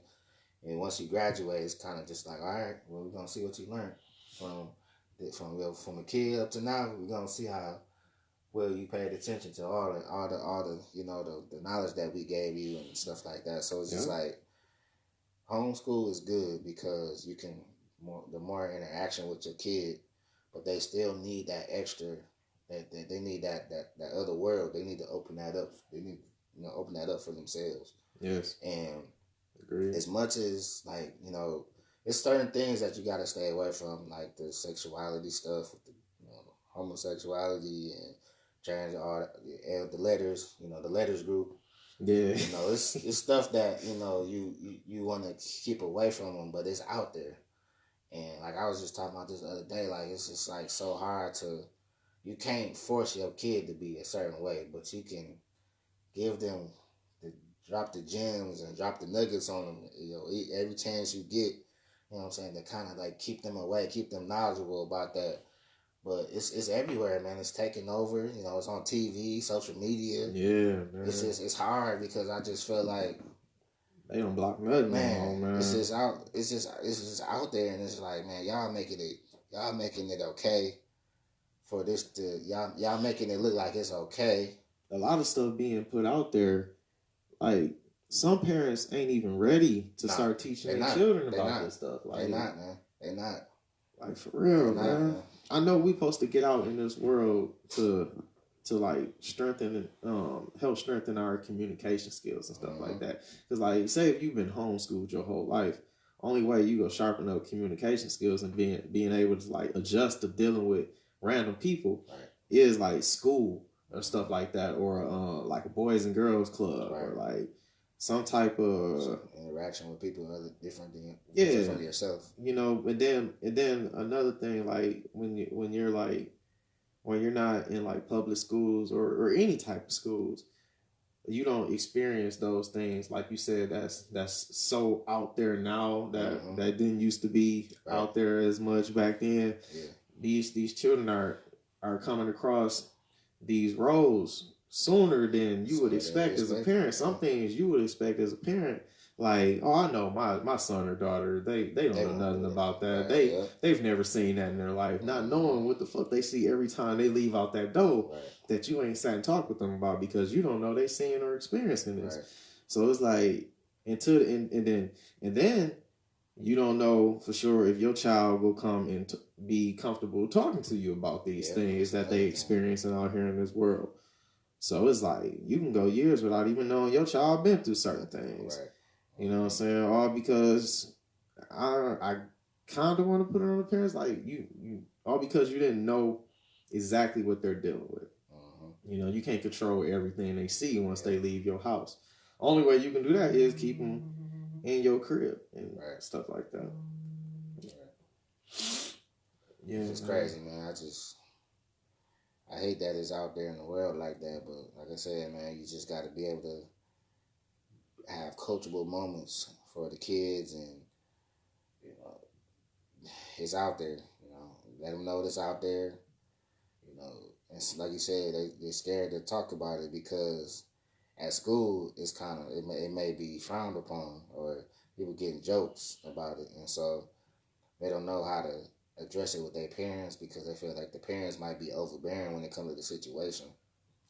And just man, it's crazy, man. It's crazy. It is crazy, man.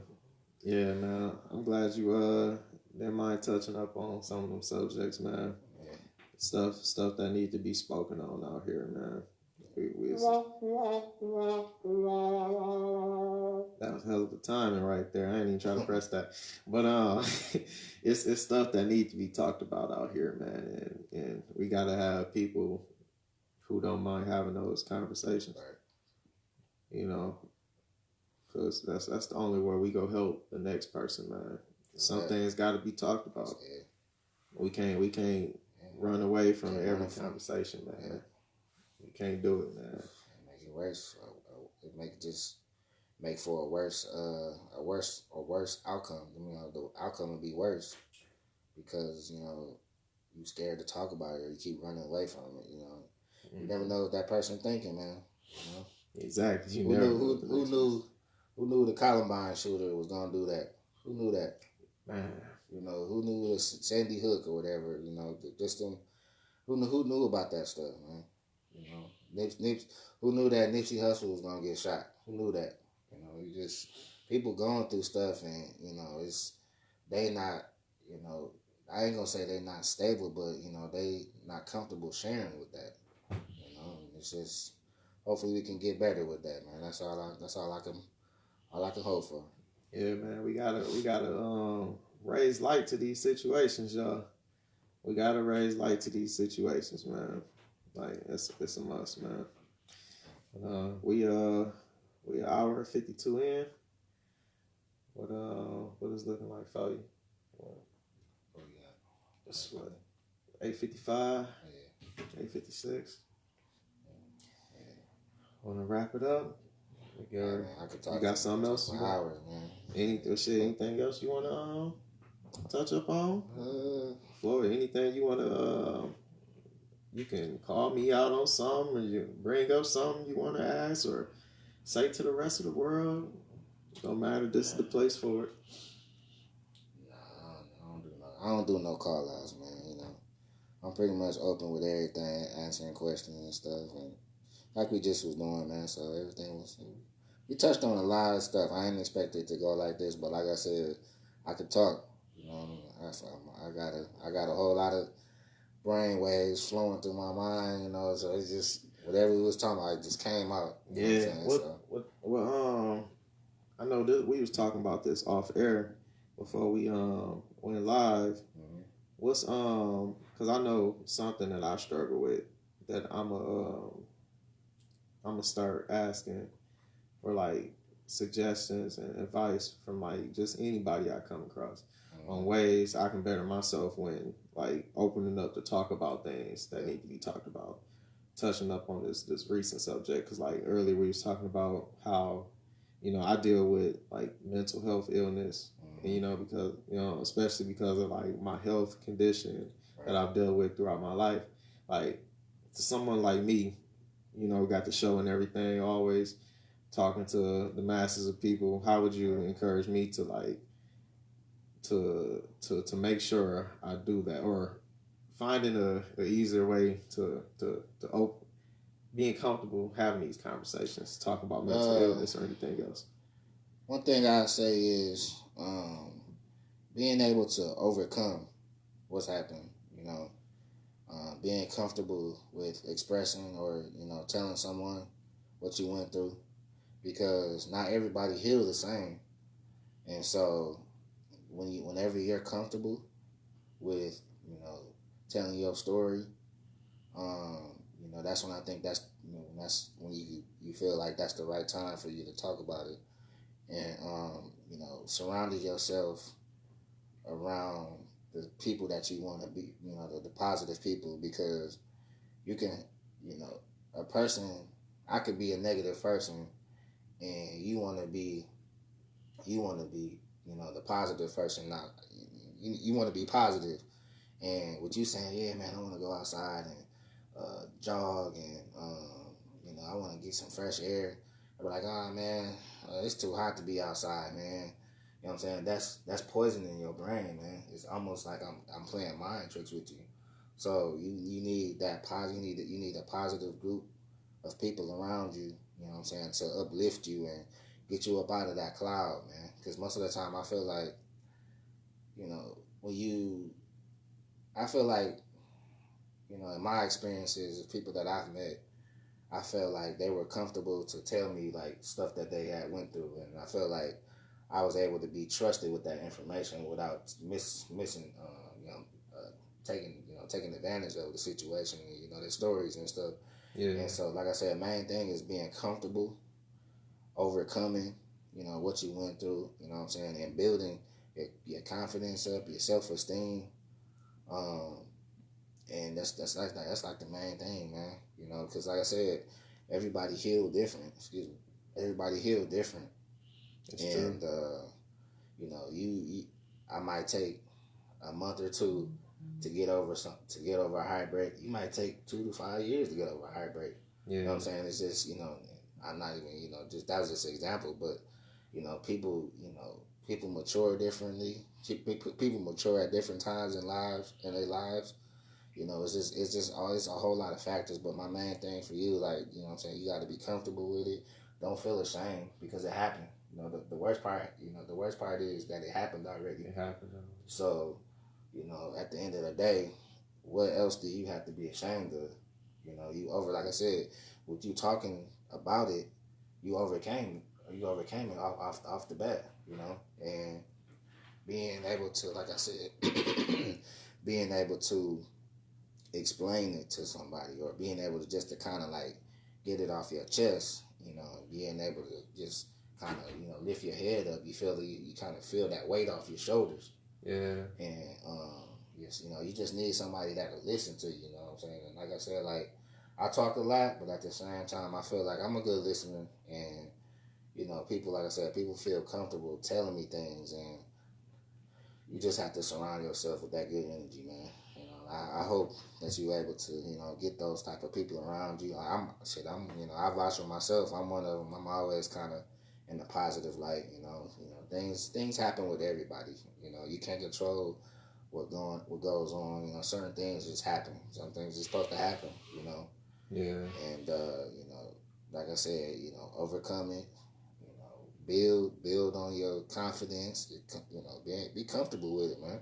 Yeah. You know, be comfortable with it. You know, it's just like I said. The main thing is it happened already. Yeah, and you right, man. Ain't no unbreaking your leg. Yeah, it happened. You know, you gotta sit up. You gotta sit in the couch. Yeah, you gotta sit on the couch for 6 weeks until it heals. Or you gotta, you know what I'm saying. Once it heals, you still gotta learn how to walk again. You know what I'm saying. So the stages of life. You know what I'm saying. When we was teens, we wanted to be adults. We wanted to be grown. Yeah. Now we adults. We don't want to pay bills. You know what I'm saying. Stuff like take that. Me back. Yeah, I want to be a kid again. You know what I'm saying.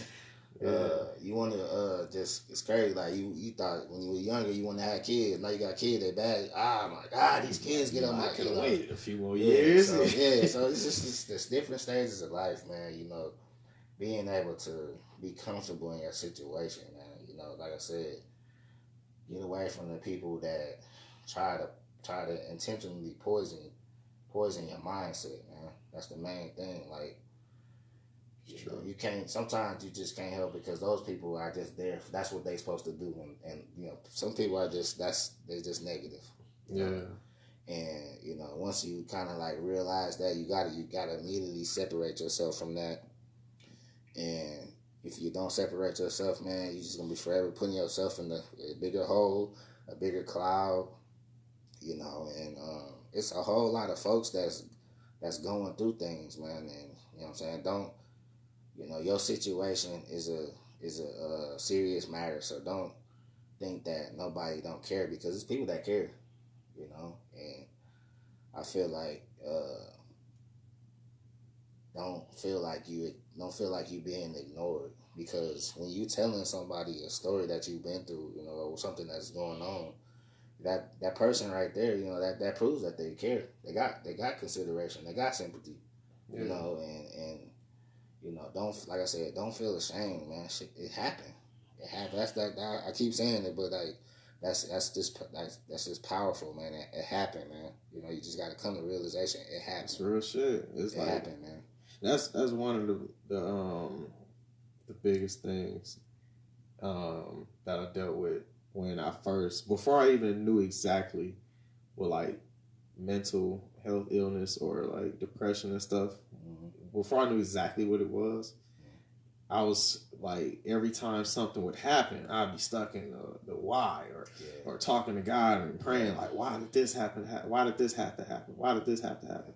And then it took like almost out of my 20s, because I'm 30 now, almost 31, but like midway through my 20s, I started to realize, I think I was answered by God in a way. God telling me like, yo, this stuff is happening because I threw the saying in your ear a long time ago. Remember when I said only the strong survive, right? Well, that saying doesn't happen to just people living a normal, regular, like you have the most adversity like come your way, like you face the biggest walls, and then you accept the fact that the shit happened. Let's figure out a way to deal with it. Like, and then shit, that can even, I mean, if you want to feel like a superhero or something, I mean, that's what superheroes do when shit happen. And this is how we pick out the superheroes, because it's that one individual who be like, you know what? There's a way. There's a way we can get through this shit. Always a light at the end of the tunnel. It's always a light. In the darkest fucking tunnels, it's always a light. And accept the fact that whatever happened. And then sit there and think. Become still. Like, okay. Like you said, you said a broken bone, a broken leg, for example. Shit broke. Like, life, what you knew yesterday is no longer. It's different. Like, it's different. You got to move on. Like, we got ways to figure out and research on our own, you know, how to overcome a broken bone, you know, stuff like that. We can seek out the certain help, but like you said, you got to have that positive support group around you, because that's the best motivation you can have. But yeah, I agree 100%, man. You got to accept the fact that things happen. That was my problem for years. It took me a long time to accept the things that did happen. I'm still so busy looking like, yo, that didn't have to happen, or why did that happen, or that shouldn't have happened. Like, at the end of the day, no, it did. Figure out how to keep moving because you're still alive. And then that was another thing I struggled with mental health illness, because it was a lot of situations I'll be looking at, like, I'll wake up like, how the fuck am I still living? And I done seen such and such not making through this. This person not making through this. I'm talking about all the people that I looked up to coming up didn't make it through the biggest walls that they encountered. And then I would question myself, how, like, I looked up to these people. Like, these people had my back through anything. How did they not make it? And I did. And then God telling me, like, yo, because it's a reason I still need you here for. Like, it's like, you're the one I chose to learn from some of these life experiences. And then give that knowledge back to the next person coming up so they can avoid it. Because, Chris, ain't that the same? Both Chris is speaking on myself, like, when God talked to me, like, well, because, Chris, it was plenty of times you came to me through prayer wondering how come didn't nobody guide you away from that situation, from that scenario, before it ever came about. Or if they seen you going down that path, why did they try to give you the correct guidance? Well, Chris, don't do that to the people coming in generations behind me. Don't do that to them, because the generations before you did you like that when they didn't give you the correct guidance at the right timing. You know what I'm saying? Timing is everything. So if you notice you're aware of certain things and you can help the next person to avoid certain things in life, then do so. And then that was a mental problem that I have to get past, is I can't be stuck in that mindset, you know, like thinking about this and this, when, like, shit, life keep going. I woke up another day. It can be worse. Like, yeah, shit was hell yesterday, but it can be worse. Everything can be worse. You never have the worst. Nobody has the worst situation. Think of the person you know close to you going through the worst. Even in their mind, somebody's going through worse than them. You know what I'm saying? Because I used to think, when I first found out about my scoliosis and all that stuff, like right before scoliosis, I used to have like severe asthma attacks. But then, like, the worst I ever had I had pneumonia like 2 years in a row. And then both times I had pneumonia bad as hell, I had an asthma attack. And so he was like, damn, is he gonna make it or not? You know what I'm saying? And it was just like, you know, I gotta be able to help other people. You know, from my experience, I should be able to help other people get through what I was able to get through. And then you never know, they might be able to find out a medicine or a cure to certain things. You know. I just think that, you know, I ain't gonna interrupt you, but the main thing, like, when it comes to overcoming obstacles, man, just it builds character, man. You know, time heals everything. You know. And, you know, the things that, you know, you went through, you know, you told me, a brief, you know, a couple of things that happened, but, man, you overcame a lot, man. And like you said, some people, you know, that didn't make it, And so, you know, that builds your character. That makes, you know, that's you know, that's it's strong. You're strong. No matter what you may think of yourself, man, you a strong person because you was able to overcome what others, you know what I'm saying, what others wasn't, strong enough to, to overcome, and just off of that, you should be proud of yourself, man. And just like I said, keep going, man. Don't get happy with, or I ain't gonna say get happy, but get complacent with just being okay. I would just say, like, when I first got into healthcare, I was unsure because I didn't know what I wanted to do exactly. Yeah. And once I had got into doing what I'm doing now, it's just like I'm always feeling like I gotta help somebody. Yeah.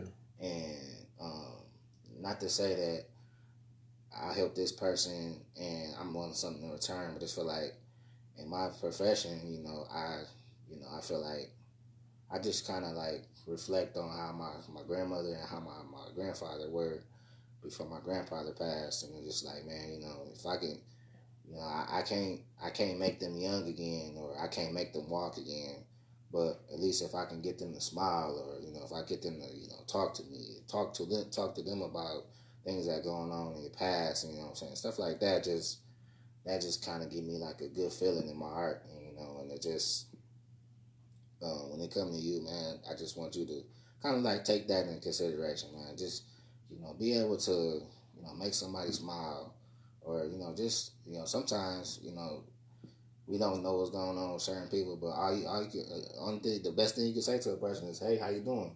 And that might change their day.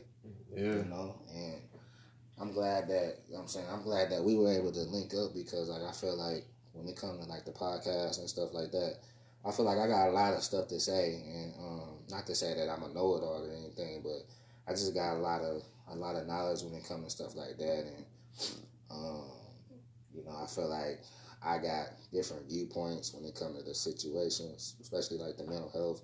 Now I'm not deep into the mental health, but I do know about it.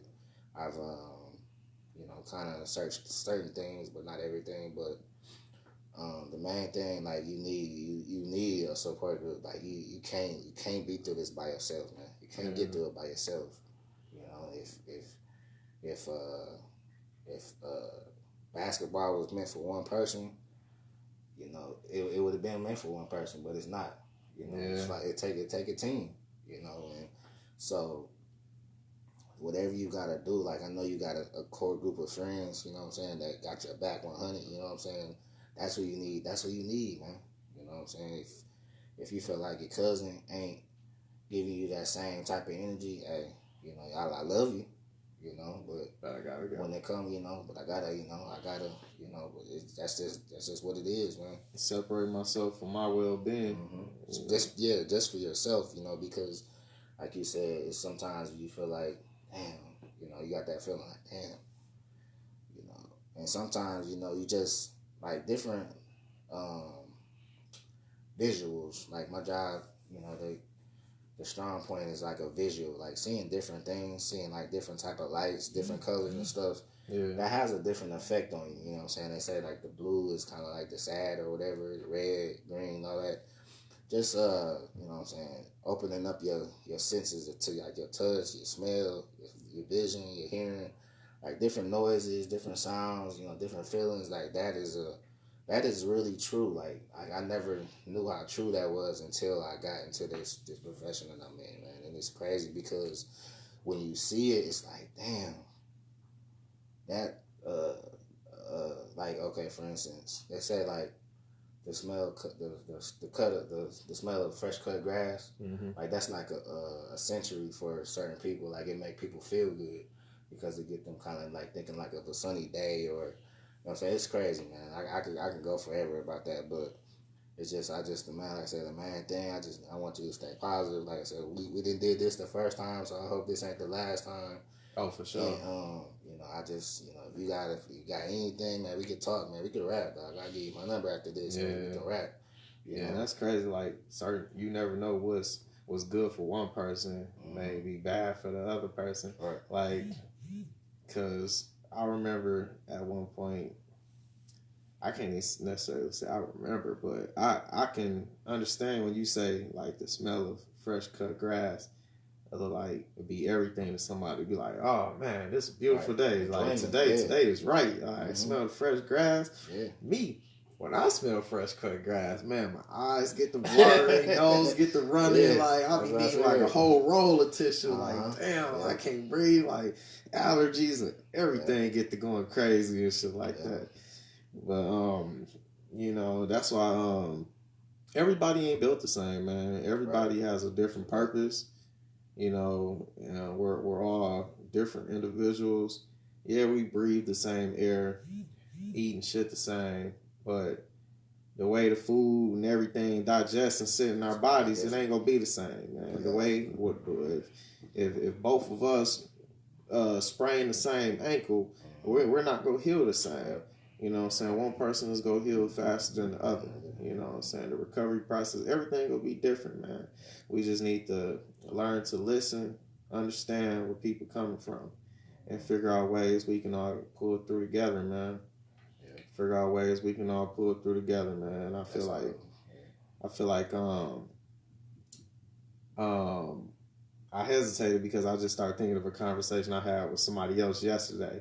We was talking about how we both came up under religions, particular religions, but then as we got older, we noticed how religions seem to separate most. Yeah. So like we continue being spiritual people, but not fully hanging religious titles over our heads. Yeah. Because I feel like me at 30 today, I'm more of a person that can sit with people of all religious backgrounds instead of just one or two particular groups. Right. You know, I'm at the point where I don't mind who I talk to, whether they, you know, I don't care what religion you're from. I don't even care if you don't believe in nothing at all.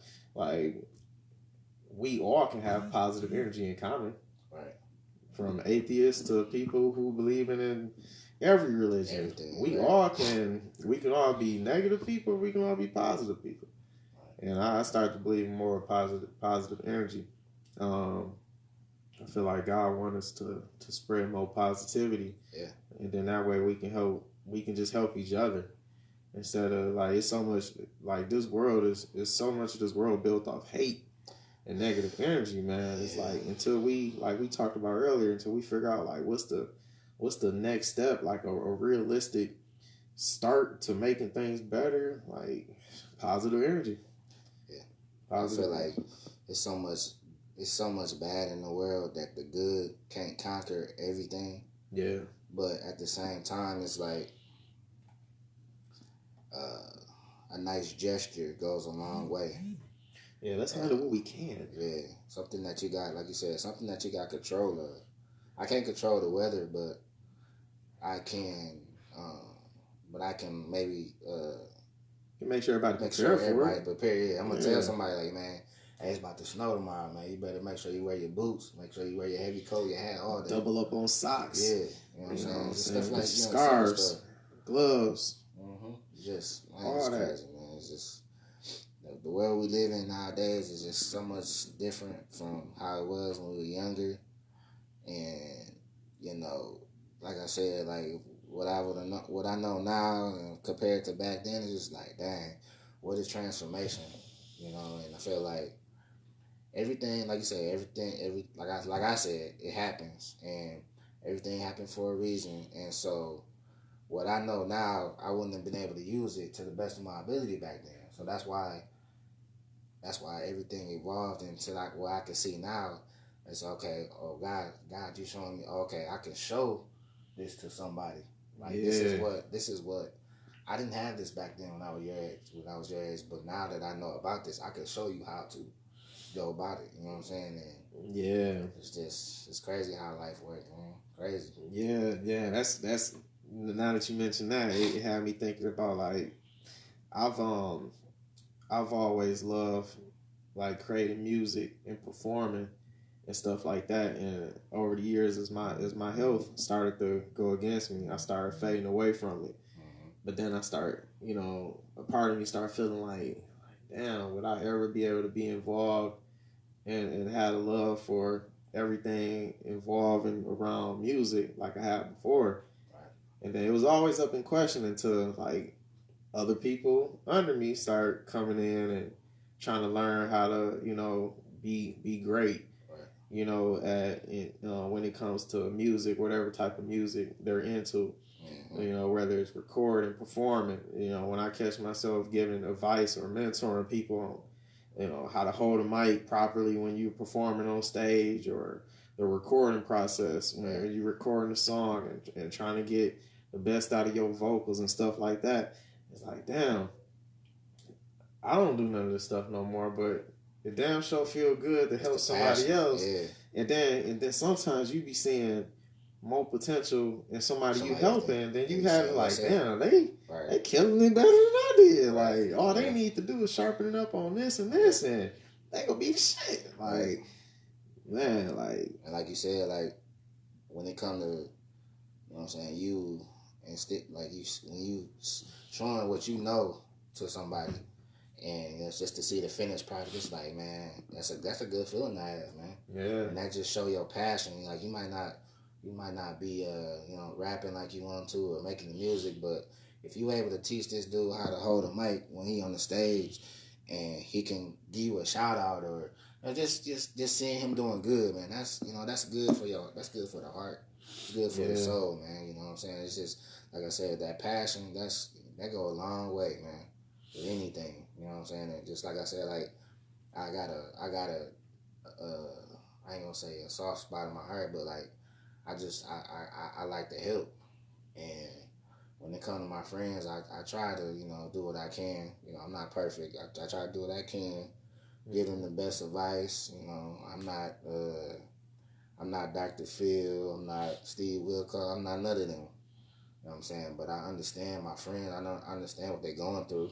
Yeah. You know, and just, you know, I'm able to lend a couple of words to them, and, you know, uplift them, you know, and just that's what it's about, man. We don't know it all, right? But ain't nothing wrong with passing on knowledge that you picked up along the way. Ain't nothing wrong with doing that, man. We gotta always, like I tell people, that's one thing that kind of flare up my mental illness, when over the years when people would say, "Oh, you think you know it all? You think you right all the time?" No, far from it. No. If I felt I knew it all, we wouldn't probably be talking right now. Yeah. I would be on some other shit right now. If I knew it all, I just like sharing.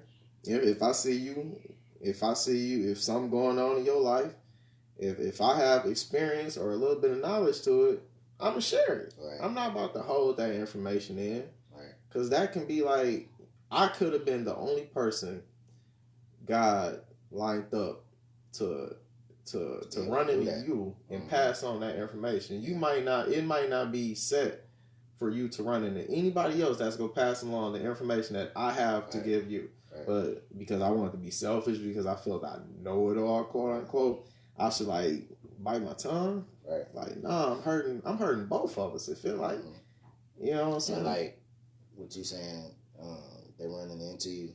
I feel like, say for instance, like, you know how they used to talk about V, baby. How they used to just like that one experiment, like I tell you something and it go all the way down and it'd be different from the original. Yeah. Say like they ran into a different person and they was dying to see how they ask them how to do this, and they told them everything, but it wasn't in the right order, or it wasn't the right way. Yeah, sound like the Bible. They came to you, right? They came to you, and you was able to give them step by step, A, B, C, D, E, F, G. You know what I'm saying? And they came back and was like, "Thanks, man. I needed that because somebody told me that it wasn't the right way, and blah blah blah, and this happened, and blah blah." You know what I'm saying? You need a person like I understand. It'd be like that. Yeah, man. You need a person, you know what I'm saying? Man, that's real shit, bro. Man, I'm telling you, man. That's real shit. People come in your life for different reasons, man, and it's, you know, that's what it's meant to happen that way, man. Ain't no way you dead on target with that one, boy. Yeah, that's a good one. Yeah, I'm glad that, like I said, I'm glad we was able to do this because and before I came, I was like, man, I don't know what we're gonna talk about. I know we're gonna talk about sports, but I didn't think that it would evolve to what we talk about now. And that's what makes this more enjoyable and more exciting because we able to relate on other things besides sports and stuff. Because yeah, we in the sports group, but at the same time, shit, we still going through life. You know? And when you had that one time you had put on the book about you was going through, I was just like, I don't know my man's, but I hope he gonna be all right, man. I was praying for you and all that stuff, and so it's just now I see you. I was like, man, I'm good. I'm glad I was able to see him. Glad be able to talk. You know what I'm saying? All that, man. Appreciate it, my brother. See, me myself, I stopped. I try to tell more people this along the way. I stopped praying for myself and others only because I feel like now, last time I was actually praying, I feel like it did work. And I feel like the way it worked has got me to the point where I don't need to do it no more. Right. And that's simply because one time I was doing all this praying, and then God basically told me, like, yo, when you go stop praying and start doing. Like you kind of said, it goes back to what you said earlier, like, what didn't happen has happened. Figure it out. God has put all of us, all of our souls inside these bodies, temples, or whatever they want to call them, for a reason. We all got chosen to be born when we were born for a reason over other people that could have been born in place of us. We're here for a reason. We got to act on it. If we keep stopping to ask God, God is like, yo, that's the whole purpose of me putting billions of you motherfuckers on earth, so y'all can turn to each other. But no, y'all want to hate each other, dislike each other, come at each other with rudeness and not be courteous and kind, right, and all this. All of the answers we could pray for are all here. We just have to be aware. You got to put the footwork in, for that. Got to, man, because it's people overseas that can have all the answers that we looking for here. It's people here that can have all the answers that they looking for over there. Yeah. But until we come together, we can, oh damn, we had this shit figured out a long time ago. We just ain't never come together. Yeah. It's like that's all we gotta do. So when I start trying to be more aware of the things God would tell me all throughout the day, 24/7, through my dreams and when I'm awake, it's like, damn, I really notice how I would be ignoring signs because I'm stopping to pray. It could be a sign right in front of me, but I stop to pray about, like, damn, just give me an answer. Second guessed it. Yeah, second guessed it when it was right there in front of me, and now I probably missed it. And then when I found out that was real for myself, and then me just observing just life, I'm like, damn, we got to start doing more. Yeah. We got to start doing. As long as we stay positive and start trying to figure out a way, even if we don't figure it out ourselves, there's somebody in this world that knows. Yeah. You know what I'm saying? They might not know everything, but they might know exactly what you need in that moment. Right.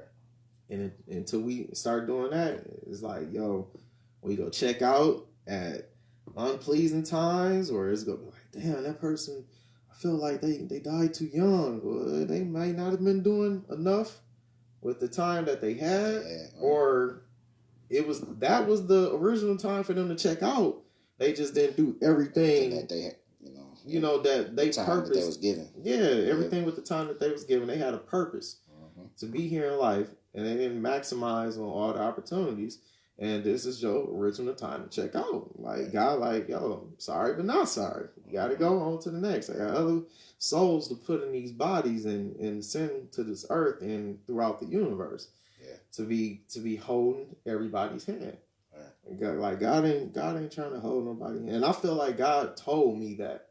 Like, I didn't give you life to hold your hand. If otherwise, you could have been still where I'm at. Just being a conscious throughout the universe, right. Speaking to others and shit like that. And I feel like when it comes to just kind of like what we talking about mental illness, I just wanted to say this. When it comes to certain things, like you said, like I said, stuff happen. Like for instance, my grandfather, my mom's father, passed away suddenly on this past 4th of July, and like my mom and my sister, they are in Tennessee, and I've always felt like I'm the kind of like I was the man of the house and I was the protector and stuff. And at that moment, like when I found out about it, it's just like it wasn't nothing I could do. I felt powerless, and after, when the funeral happened, and the time went on, like I was depressed because I felt like he was one of the most like vital people in my life at the time. Like it was one time where he was more important than my father because my dad wasn't giving me the knowledge. Like you said, like people give you knowledge, but it's not useful at the moment. Yeah. Like I felt like he was the one that was just always like, no matter what it was, the hardest thing I had a question, like he always had an answer. And like now that that's gone, now that he's gone, I feel like, yeah, you can be depressed, but at the same time, it's like, okay, one thing that you have that's going on for yourself is that you still alive. You was able to withstand that brutal blow that happened to you, and so what they wouldn't want you to keep drowning in your sorrows about him moving on to the next stage of his life. And so I was just like, it's crazy because I talked to my sister. I visited my sister over the weekend, and she was telling me she was depressed. And the first thing I told her, I was like, look, he was a very important person in our family, and we all have that person in our families. Yeah. And I was like, but at the same time, what he did for us while he was here, that was what he was supposed to do, and nothing more, nothing less, And only thing we can do is make him proud. What he would do for us, we need to replay that and have that same effect for other people. Yes. And she got a daughter, and she got my niece and stuff, and so I don't really try to tell her what to do. I don't have no kids, but I, as an older brother, I kind of have that protector voice. Like I'm stern, and I think with her being my little sister, I still, but she not young, but yeah, I still have that that fist. Like I still got that. I want to protect. You know what I'm saying? And I feel like when it come to you again, like you gotta have somebody that got your back, that's gonna protect you. Yeah. You gotta feel that sense of security. And like with my mom, because it's for like shit through high school, through grade school. At one time, it was just me, my mom, and my sister, and so I felt that I had to, even though my mom's the adult, she's supporting us, but at the same time, I got to, strengthen the chain with all of us, and I felt like I had to I had to protect my mom, protect my sister, and I feel, it's just, I don't know, it's just in me, man. Like I said, it's in me. And, like I said, as far as the depression, like it was times I was like, man, that was like I said, like my family, man, that was a vital blow, man. It happened so fast, instantly. And like for now, like 4th of July ain't gonna be the same for me no more. But at the same time, I gotta kind of like celebrate his life because of what he did for us, And it's crazy, man. That was off the book, but it was just crazy. I was just thinking about that off the top of my head and just wanted to get that out. So you can take your experiences from him. Yeah. And his experiences that I had with him make me and my father's bond stronger. Like it's crazy because like I said, like it was times where I couldn't stand my father, and now like man, we like the best of friends. He's like my best friend now, and that's what I've been wanting for a long time. And my granddad, he would always tell me, he was like, man, I know your daddy. He not like any other. He not like any other father, or he not like me, or whatever. But he love you. He might not be able to express it like I can towards you as a grandchild, but he loves you. Yeah. And it's just crazy because like I feel like as friends we should be able to no matter what. Like it ain't gay. It ain't. I mean, not gay, but it ain't for you to be able to say, yeah, I support you. That shouldn't be no problem for somebody to think about. You know that shouldn't be no problem. Like if you down bad, you can be like, hey man, I need you. I'm on my way. You know what I'm saying? You need the shovels, the yard snow. You know what I'm saying? The shovel, the snow shovel. You know anything, man. You know what I'm saying? It's just so much negativity, and I feel like that's the worst thing that can happen to a person that's already feeling down. Like you need just sometimes, like I said, sometimes opening the blinds, getting the light in the house. Yeah. You know, that's a thing that can help. And just just the strength, man. Like you said, strength in numbers, man. A team, man. That works better than anything, man. You know, and just absolutely man, right. It's crazy. Take a team to win a championship. They do. Take a team to win a championship. It's crazy. Like I said, I just went off the book right there, but we was talking about the mental health and people. I feel like it all tied together. It all tied together somehow. I can't even remember how we was talking some about sports, and then it segue into more personal topics. And I think from like health, load management, and then like people putting emphasis on load management versus people spending their money to see you, and then that led to going in depth with with life. You know what I'm saying? Because you can be great at something, but then you still got a life to live. Right. Life. You got still NBA athlete. He got basketball in his life for 10 plus years, but when he leave the league, like Mitch said, man, they still gonna love me. So it's just like after you man, you be the man, you be the man. But after the game, man, it's just like shit. You a regular person. You was who you was before you was in the NBA now. So it's just like you gotta live that life now. You just man, it's crazy, man. It's crazy. And it's crazy because like I used to have like dreams of being in the league and stuff. And I sit back and be like, man, I could be in the league. But at the same time, like where I'm at now, it's like I sat back and realized, like, you know what? Yeah, I could have been in the league, but at the same time, what I'm doing right now, it's like it's okay. It's okay. It ain't the end of the world that I didn't make the NFL. It ain't the end of the world that I'm not a millionaire.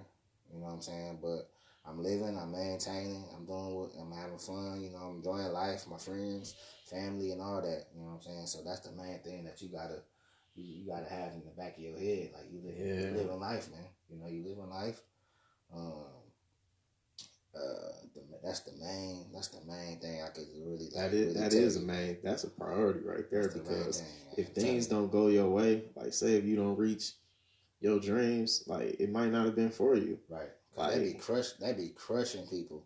Man, crushing people. Like I've been in school and I seen a person mad. I seen one of classmates get mad because they had got a B plus in one of their grades, and I said, I had a good grade, but I'm like, do you know how many of these other dummies wish they would have had a B plus in this class? And you crying because you got a B plus? Like, you don't even realize the position you in. Like, it's just, man, I wonder do anybody remember, we was at Holmes. I was going to Holmes, man. I can't remember what grade I was in, 7th or 8th. It was this Asian dude. Like everybody, I don't remember his name, but if you went to Holmes when I did, you know who I'm talking about. Everybody knew that Asian dude at our school. He had nothing less than A pluses, I think. Like all A's, every marking period. He was the only one who had like the highest grades. I think he got like a B plus or A minus or something. Like all you heard was people like, you heard dude was crying because he got a B. Like that's all the talk was down the hall and shit. Oh, dude was crying because he got a B, and everybody like he cried like nigga. Like, I don't understand, man. Your grade shitting on ours. Right. Look, some people expectations, man. They know what they know what they should be doing. Yeah, he thinking about like his conversation. Like we never know what's going on at home. Like they hold him to a different standard than everybody else. Like he has to get nothing less. That's a failure. That's a failure for his family. And although in different families that's a good thing, you know, it's just different, you know. And you never know if that could have like really broke him. KG talking about what broke LeBron like that. Right. That shit could have broke that man. Like, that B in 6th grade, man, like, that destroyed him. Man. He Man. ain't been the same since, man. That was in '98. You know, Especially people holding you to a certain standard, like you got to go home to that shit. Like we don't know if he could have went home and got an ass whooping out this world. Like crucified, man. Tied to the end of his bed, man, 50, for real. 50 whacks with the beating stick or something, you know. Like for real, man. Just like I said, like you just gotta realize, like I said, stuff happen, you know, and the main thing, get over it. I don't know how he overcame that. Because, man, he was beat down about that. You just start thinking about strong. I'm sure he finished strong. I'm sure he finished strong. Sometimes you ever just want to know how people's stories came out? Like, people you ain't seen in so long. Like, I wonder what happened with them. They had such, this going on. This. Yeah. You never know. I might need to go to them for advice about something one day. Like, I wonder where the hell they at. It's crazy because... like my friend, most of my friends are either from Northwestern or Carmen Ainsworth, and there's a couple of them in the city schools, but just like different stories of when I went to Carmen and now then I went to Northwestern, and like the different stories. Like when I go back to my folks with Carmen, I see somebody like, dang man, I thought you was the ticket, man. I thought you was, you know what I'm saying. Now you selling cars or, you know what I'm saying, selling some furniture, you know, and it was like, dang, man, ooh, man, he sure had it back in the day, man. I wonder what happened, you know. It's just life, man. You know, I just always think about that, you know, life happened to everybody, you know. It may be things that you want to happen, it may not be, but at the same time, it's life, and you gotta take it head on. Yeah, I remember coming back from Vegas with that same line. Man, dog. I remember I just knew I would never come back to Michigan. Man. I was gone 3 years, working, doing music, got my own crib, car, everything, man. Ended up coming back home, people like, Chris, what you doing back here? Life, man. Right. It's crazy. Life, man. It's crazy you say that, man, because when I was in Tennessee, I had stayed in Tennessee for 5. I think I was in Tennessee for 5 years. I had left I want to say I left in 2010, 2011. Yeah. Really, I was down there for about 5 years. Around the time I was gone. I came here for a visit for the 4th of July weekend. Yeah. My dad gave me like a heart-to-heart, like, man, I miss you. Man, things be back on track, blah, blah, blah. And I just, man, sucked up. Like, oh, my God. Because I ain't going to lie, though. When I was down there, I had never visited while I stayed down in Tennessee, but I always wanted to. Yeah. And so, like, when I finally got the opportunity to make a trip and come up here, man, I didn't even hesitate. I'm out. It's like that hook you don't want to let go from. Yeah, I'm going home. You know what I'm saying? I'm going home. And like I said, like once I came back up here, my old friends that I, reunited with, I was just like, man, I miss this shit, man. And like, not to say that I was a lonely ass dude in Tennessee, but it was just like the sense of, you just felt that brotherhood, you know what I'm saying? Like I had friends in Tennessee, but like nothing beat the dudes, you know what I'm saying, the people I really like grew up with. Yeah. Nothing trumps that, you know what I'm saying? And I was just like, man, I don't regret it, you know, because like I said, I made some of my relationships that I've had with my friends, and so I made stronger. I met new people, and made, met some good people in my life, that, mean something and stuff, and just, I don't regret, I came back, but I don't think of it as a, man, damn, man, you came back, man, you was at blah, blah, blah, you came back to Flint. Like, I don't think of it like that. You know what I'm saying? Yeah, I'm in Flint, but I'm making the best out of it, and that's all I could do. And I, to the people that, because it was a thing about, it was a post on Facebook about people leaving Flint and kind of like shitting on Flint or wherever, shitting on their city or whatever they from and stuff. And I just take it as like, not everybody, you know what I'm saying? They feel like, this is what I think.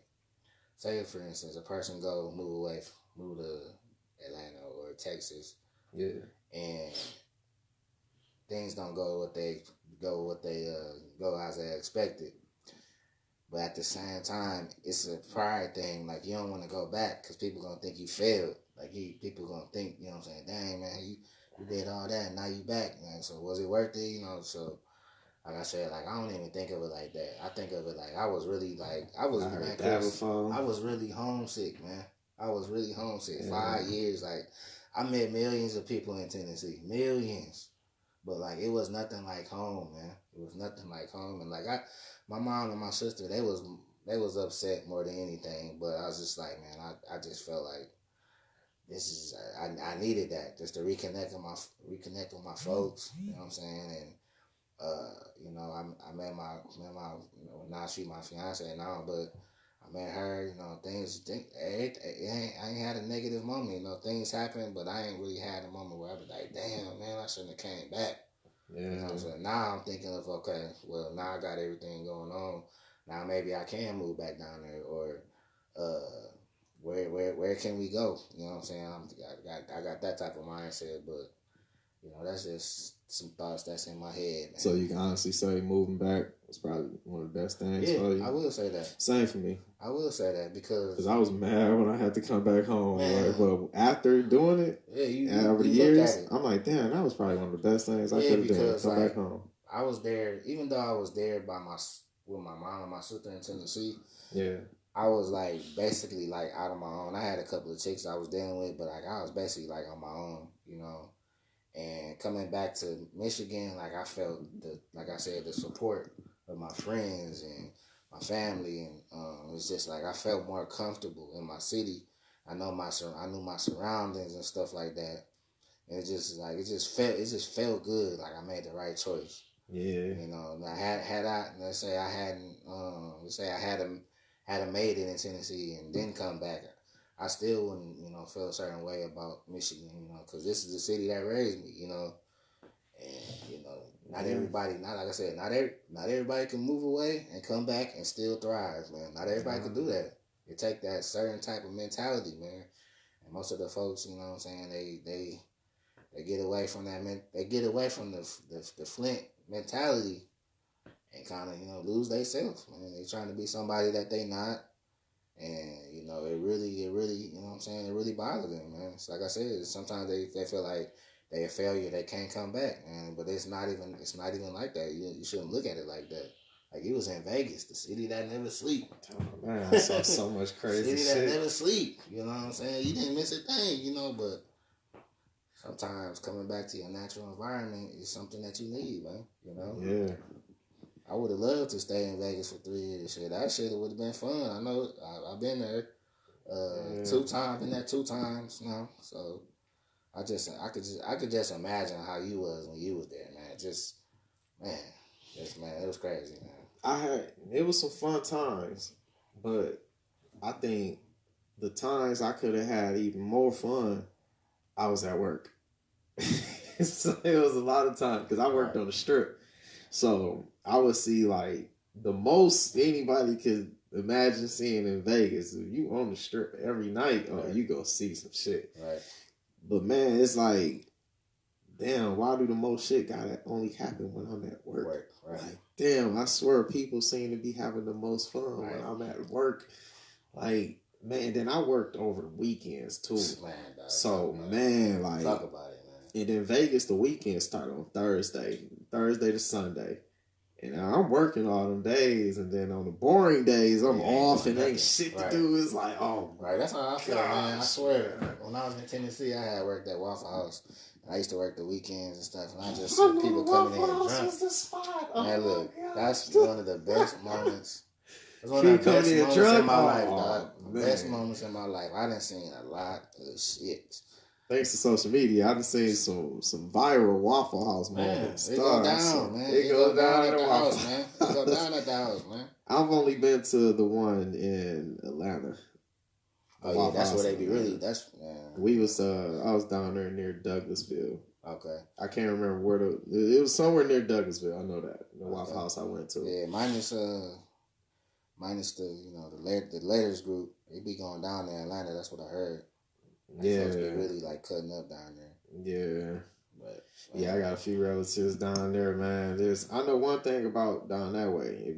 If you come down there on your shit, on the grind, consistent, oh, you go get support. Yeah. That's how I was out there in Vegas too. Anybody doing anything like giving it 100%, you go find support come out of nowhere. Like random people be supporting you, be like, damn man, this love right here.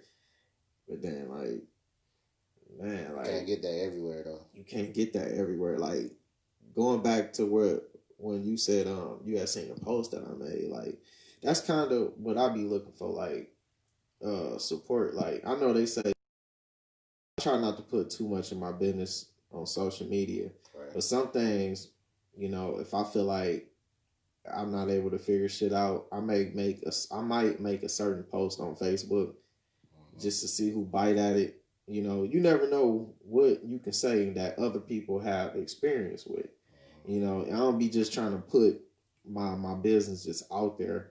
I actually be looking for help when I make posts. I just don't go about it like just asking like, hey, somebody help me, please. Like I just throw some random shit out there.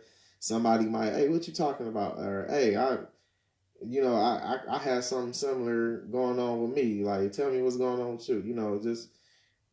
Just seeking help. You never know who can help you, who been through something similar. All about support, man. All about support. But the main thing. Gotta support each other, man. Got to, dog. I didn't even bring it up, but I'm gonna bring it up before this come to an end. I can honestly say it feel good to be back in real sports talk. I ain't gonna lie. You took a hiatus, man. Yeah, I got put off for 2 years. Yo, that shit was crazy, man. That's I wanted to talk about that with you and Ro, but Ro he had to work. Yeah. Next time you come, man, let me know. So yeah, I'll be here. Let me know. So I have to get a few of our fellow group members on that one talking about that one. And shit, leaving the group, come back. It'd be good to get some good. I'll be getting some good laughs in from that group, man. Sometimes my mind can be all over the place. I see some shit somebody posted in there, man. Indeed, man. A good laugh and clear your mind. You're guaranteed. You are guaranteed a laugh in real sports talk. Man. Every day, you gonna laugh. Guaranteed entertainment in real sports talk, man. Oh yeah. Even if you getting clowned on, it's still gonna be it's gonna be funny to yourself. So. Oh yeah, because I swear every time I got clowned on, man, I know people be, oh no, he feeling like this, like nigga, I'll be over here laughing my ass off. Look though, some can't take it though. Yeah, some people can't take it, man. See, I told somebody else in the group when they brought me back, like, man, I don't care what you say about me, just please make sure it's funny. Like, please make sure it's funny. I hate when a motherfucker who not funny try to talk about somebody, man. Right. Please, just be funny. Because I love to laugh, too. Like, man, I love to laugh. Right. I don't mind you doing your thing, but just please make sure it's funny. I be seeing some funny shit on there, boy. Yeah, they be trolling, man. That shit be hilarious. Man, that shit be hilarious, man. But, yeah, but no matter what sports, whether it's real sports talk or the huddle, the huddle, we go huddle up. Right. Talk about some of everything, some of all sports, real sports talk. It's like a motherfucking man cave. It is, man. That's it, but that's the place to be, though, man. If we was to have if we was to have I ain't even gonna say a show, but like if we was to have like something that be televised, man, shit, we'd be getting paid. Man, for real, man, we gonna have to start from the bottom up, man. We're gonna have to. We can do some little segments. Yeah, I don't mind doing little weekly segments and shit for either one of the sports groups and shit. We can come through like how Undisputed or any of them First Take them be having their shit. We can do our own little hood center. Start our segments up, get them going every week. You know what I'm saying? People get used to our sports experts and shit that we got there. Yeah, we get out there. Yeah, Yeah, because shut shit down, man. I think we need to do we that could shit. though. Yeah, We got I'm telling you, I've been thinking about that shit the for a right minute. people though. Like we put the right folks in that man. Shit, they take exactly, over. Man. We just need to decide what days we can do it to start. What days we it's easy to choose the right people from either group. Right. And then get that shit going, man. Shit, this can be the beginning. Right. Shit, like I said earlier, man, we gotta lay the blueprint down and get the folks, you know what I'm saying, to see the vision, man. That's the main thing. Hell see yeah. See the vision, man. Once they see the vision, we got them. Hell yeah. We got it, man. I'm with it, man. I know I have a lot of days available. We can I can just check with you and then everybody else. Wednesdays is usually a good day. I work mornings. Wednesdays, Thursdays, and I would say like every other weekend. Sometimes I'll be doing certain just out the blue stuff. Sometimes ain't no guarantees. Yeah, and I want to get you back on the show soon because I want to. Bro, come let me know, man. Man. I'm trying to get him in. You said every other weekend. Yeah, like every other week. Like this, I'm busy this. Like I said, I'm busy this weekend because I got something to do on Saturday. And then Sunday I'm going to the game. But like maybe. See, I want you to come back and talk about your experience from that game. I love talking about live experiences, man. And they'll be the ones like I might not watch football on TV as much, but ain't nothing like going to the fucking game, dog. That shit is so. It's just so fun. That's what I'm gonna say. My first game, my first Cleveland game, Ravens game. Yeah, that shit was intense, but that shit was enjoyable though because not only did I get that environment, like I was a part of that, but like they are like I thought Lions fans or something, man. Dog, the Browns support their team no matter what. They loyal. I ran into some season ticket holders since like '98. They said, damn. Man, them was the coolest dudes I ever met, man. Damn, imagine how many people they have talked to over the years. Coolest motherfuckers I ever met, and they was in front of me. Damn. They was drunk. Like I said, I was talking my shit though. I was in the Cleveland. I always think I'd be disrespectful because I'd be on the Cleveland side talking my shit. But I was on the Cleveland side. I had on my gear. I was talking shit, and they turned around and looked at me and was like, man, you a cool guy. I told them where we was from, Michigan. They was like, oh, okay. Then they started that Ohio State chant shit. Yeah, I was thinking Ohio State. I was kind of worried. Yeah, I was kind of worried for a second, but it was all good. But, yeah, man, we had chopped it up. I took a picture with him, man. That was good times. But every time be enjoyable, though. Like, now I'm about to go in the cold, so I know they really gonna be mad because they got a losing season, and we, you know what I'm saying, we about to go there and dominate. So I can't wait, man. I can't wait. Go on that motherfucker dressed like Baker Mayfield and shit. Yeah, I'll definitely come back. Let me see. I'm not sure. Let me see. Yeah, probably Thursday, whatever. Whenever you figure out a good time, but Thursday probably look good for me next week. Shit, we can do it next week. We can go ahead and schedule that as soon as we wrap this up. Yeah. We can schedule that shit, book it, and see if whether it's gonna be me and you or we go get somebody else from the group to join us. Right. We go knock it out, man. Right. We any sports topics or questions you want to throw out there before we shut it down for the groups to reply back to or we come back to? Who they think gonna win the Lakers game? The Lakers and the Bucks game on Thursday. Ooh, that's tomorrow. Yeah, that's tomorrow. Yeah. Yeah, and then it was crazy. They both ended up losing right before it's time for them to play each other. Bucks was on the 18-game winning streak. Yeah. Lakers was on like a 14-game road winning streak, and then they both lost. Lakers lost on the road. Bucks lost their 18-game winning streak. Yeah. So they both about to play each other coming off 1-game losing streaks. About to be exciting. I think it's gonna be a very exciting game. Oh man, I see Giannis going for 50 though. Giannis and AD probably gonna get 50. I think the Lakers go win though. I kind of think the Lakers go. Man, for some reason, AD didn't play the other day because of Thursday's game. I I He seen getting that. his load management on, Yeah. acting like they don't Yeah. believe in that shit. You know, you got to load manage with your injury prone ass. AD, I mean, he been the last what 2-3 years a little healthy, but for the most part, that motherfucker's been injury prone. So he need to load manage too. And you got big games like this coming up. Hell, Lakers was supposed to beat Indiana without you. I don't give a damn. They were supposed to won that game without you. I seen what LeBron did. I was upset, but yeah.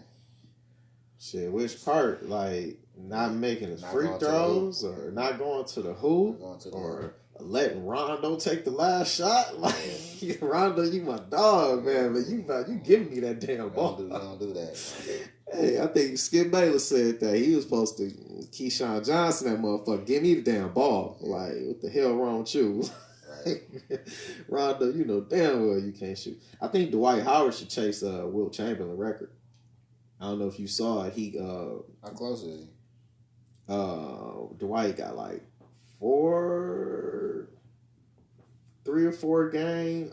3 or 4 times he's attempted at least 10 field goals and made them all. Oh yeah. Wilt Chamberlain has done it at least 8 times in his career. So Dwight, if he only like 4 or 5 behind, dude, you got a whole season ahead. You better chase that shit. And then he done already did it a few times this year already, like at least 2 or 3 times. Go at least 10 for 10, like not missing nothing. Like all you gotta do is dunk it. Like, dude, you hold up, gather, bam. Hold up, gather, bam. If Wilt Chamberlain only at 8, and you see how much praise people get when you up there with Wilt Chamberlain records, ask James Harden. So man, Dwight, this a comeback story for you. It is.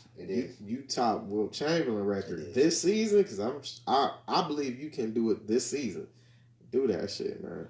It is. Do that shit. Dwight Howard you gotta bounce back from that stuff that happened. I know when you come back, I know I want to talk about the seedings, because I think me and Romel was making college. No, the NBA. Oh yeah, okay. And then I want to talk to you about the upcoming NFL playoffs. Who you think not gonna have a chance? Who you think? Of course, I know you think the Ravens gonna go all the way, but who else you think got like realistic chances? I'm gonna say the Seahawks right now. Seahawks, okay. Even though the 49ers kind of like got it together, even though they lost that game. Yeah, I just think that boy Russell Wilson, man, he dangerous, man. He dangerous, you know, and the defense really they lean on Russell, you know, and he get it done day in, day out. You know, it's a couple games they lost they just lost, but man, Russell, I seen him do some stuff like God, this dude. Who would have ever thought in that? I mean, I took a chance with saying Russell Wilson was my favorite out of that draft class, but who would have ever thought? Remember how much hype that draft class, all the hype was mainly around 2 people. Andrew Luck, Robert Griffin III. Yeah. Hell, I didn't even know Robert Griffin III was a backup on the Ravens. Yeah. I didn't even know the motherfucker was still in the league. I thought it was on some Andrew Luck shit. Like, look, the health just got the best of him, and he never should have. We talk about this still. He never should have played with that knee injury, man. And he listened to his dad, and that's what messed him up. Oh, I forgot about that. He kept trying to come back. Yeah, he just kept trying to come back. He just made it worse. I forgot. If he'd have just stayed out there, because he came back, his whole leg was like braced up. He had like a brace on his whole damn leg one time. They ended up playing the Seahawks when they had Sherman and all them. They was healthy. That was a bad idea, man. I forgot about that. Yep. So that's why you know Griffin is where he at now. So he shouldn't have played. He should have just stayed out, because he really the leg injury was really worse than what they say it was, because that one time when his leg like literally like folded like a damn pretzel, it was just like I thought it was a wrap for him. I remember that. Yeah, so it was just he thought it was over. See, I want to talk about the NFL. I still got some research I need to get updated with the NFL, especially coming into this playoffs. Brady now, all that. I want to talk about some of that. The NBA. I know my predictions when I was talking about like the Eastern and Western Conference seedings and who was gonna be making the playoffs for sure and who was gonna be missing it. I was off a little bit because I know I picked teams like the Pelicans and the Spurs to make the playoffs, and they not making it. Especially the Pelicans, but the Spurs they act like they don't want to make it. Yeah, they tank. They gotta be. And then you know, it's a lot of teams. It's a bunch of shit. It's interesting. It's interesting season, man. Yeah. Very interesting, man. All the way around. We got Tiger and them out there leading his little group to victory. Right. There's a lot of shit we can come back and cover. Yeah, see, this is why we got to do this shit like weekly. Yeah, I'm with it though. Because I feel like the mainstream like sports outlets, they don't. If they do cover the shit we want to talk about, they don't mention all the things that should be said. Right. Like how we talked about load management. You know, you might catch one or two people every now and then because that's their main topic every week is load management. But then you got like one person every 2 weeks saying something like with logic regarding to load management. Like, yo, like, why would you risk putting somebody out there to get hurt again who you invested all your money in? If you know this is where you put all your money, y'all ain't gonna have no money for nobody else, why would you just throw him back out there? Like, I don't get it. You know, it's shit that need to be talked about. It is stuff that need to be said. That everybody won't say, man. So just think if anything you want to come back with, as far as sports or anything else, I might put a memo down. I might put a memo down in my phone so I can bring it back. I had joined by accident. But yeah, I might put a memo down and have some notes with me next time. Yeah, I'm gonna do the same shit. Well, I mean, just off the top though, that was nice. It was nice. We got 3 hours. Yeah, so just off of that, shit, that's solid. 3 or 5. You get ready to move out, Bob? Yeah. All right, well, shit, we got to wrap it up. Anyway. All right. I want to thank my guests. Let them know how to reach you. You know what I'm saying? Christopher Lawrence is on Facebook. Name me King Instagram. That's about it. That's all y'all need to know. You feel me? Big shout out coming through, my brother. You already know what it is. Yeah. You're welcome back anytime. Once again, so much to discuss. We trying to pick back up here next week. Hope you all enjoyed the show. Ravens Nation, baby. Take care, y'all. Let's get it. Right. That shit, Facebook, Instagram.